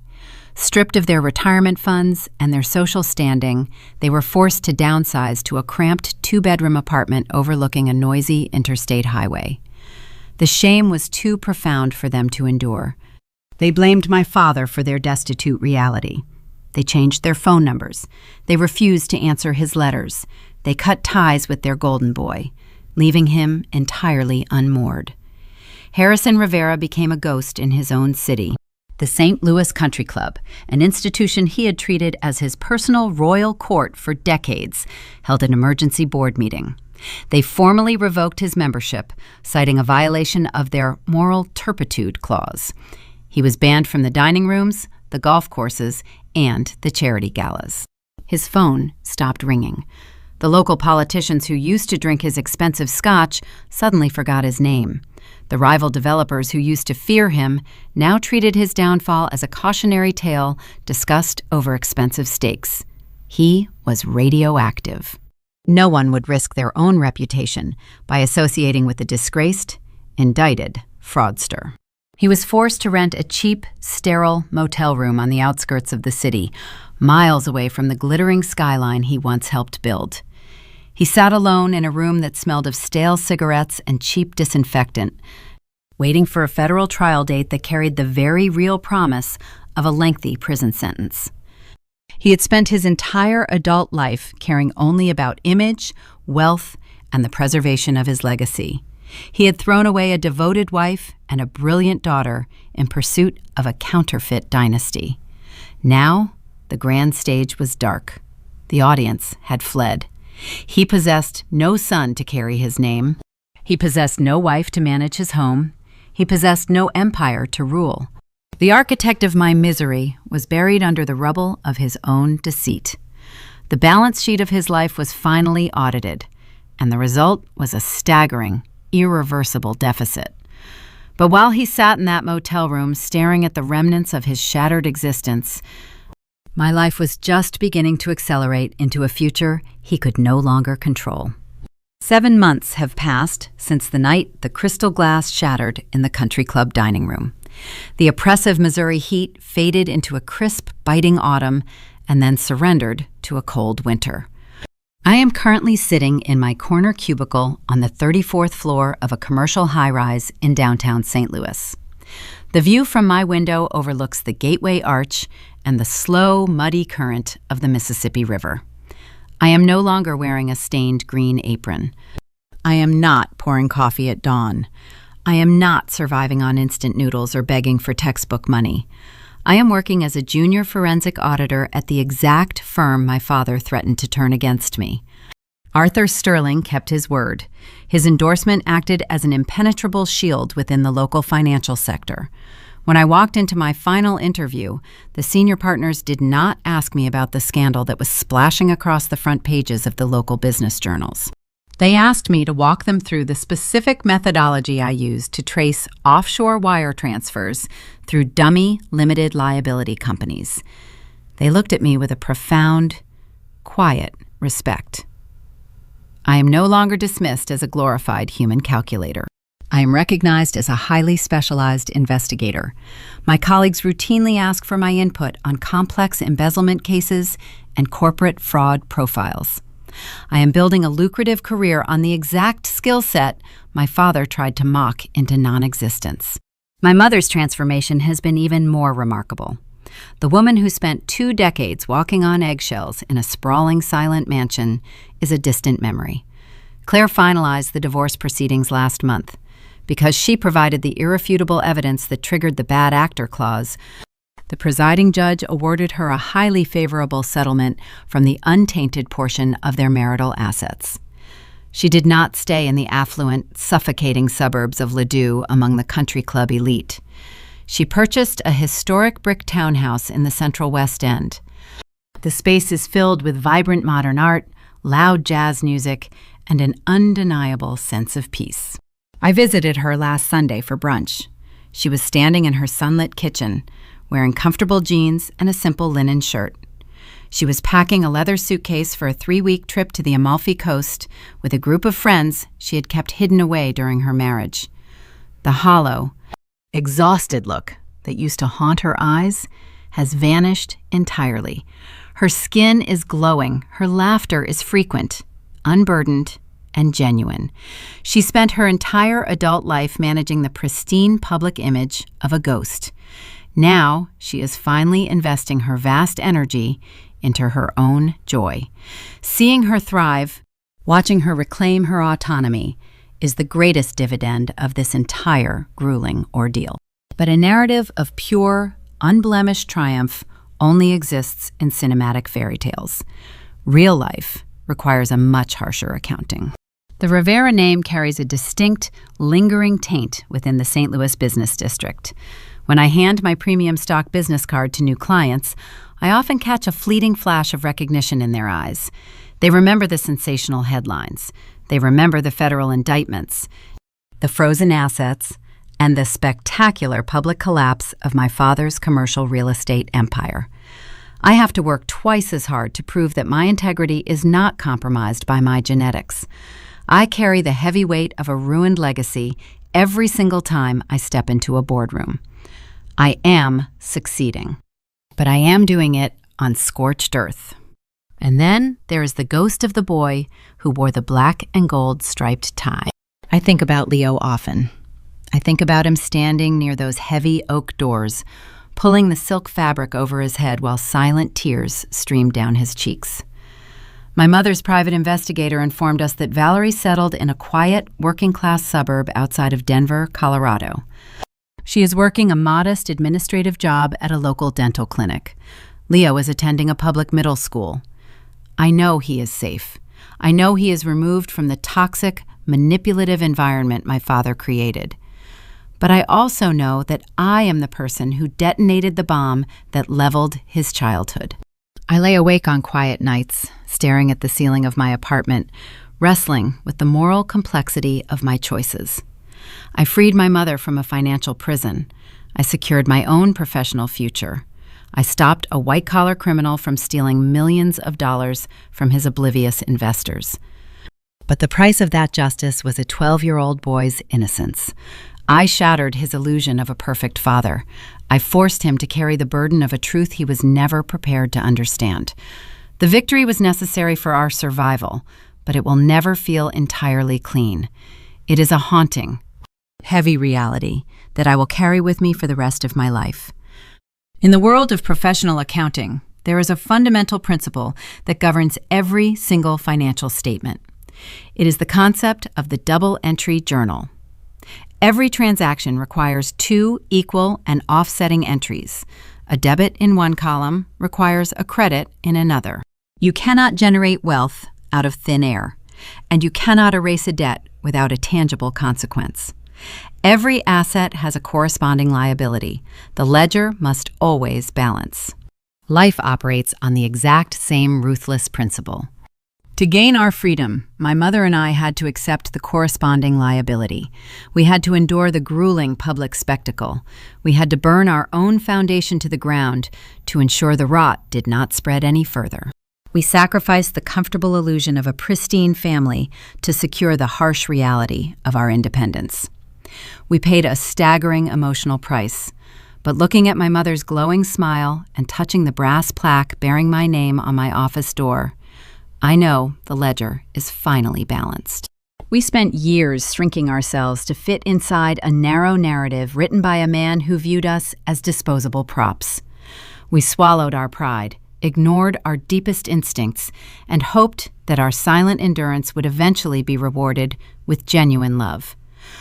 But love is not a transaction you can earn from someone who operates entirely on a deficit of empathy. If you are listening to this right now, I want you to internalize a very hard truth. Sometimes the people who are supposed to protect you are the exact same people betting against you. They will use your loyalty as a weapon. They will drain your resources to fund their own delusions. They will demand your silence to maintain their unearned comfort. Do not shrink to fit their narrative. Do not let them convince you that your voice is a burden or your intellect is a threat.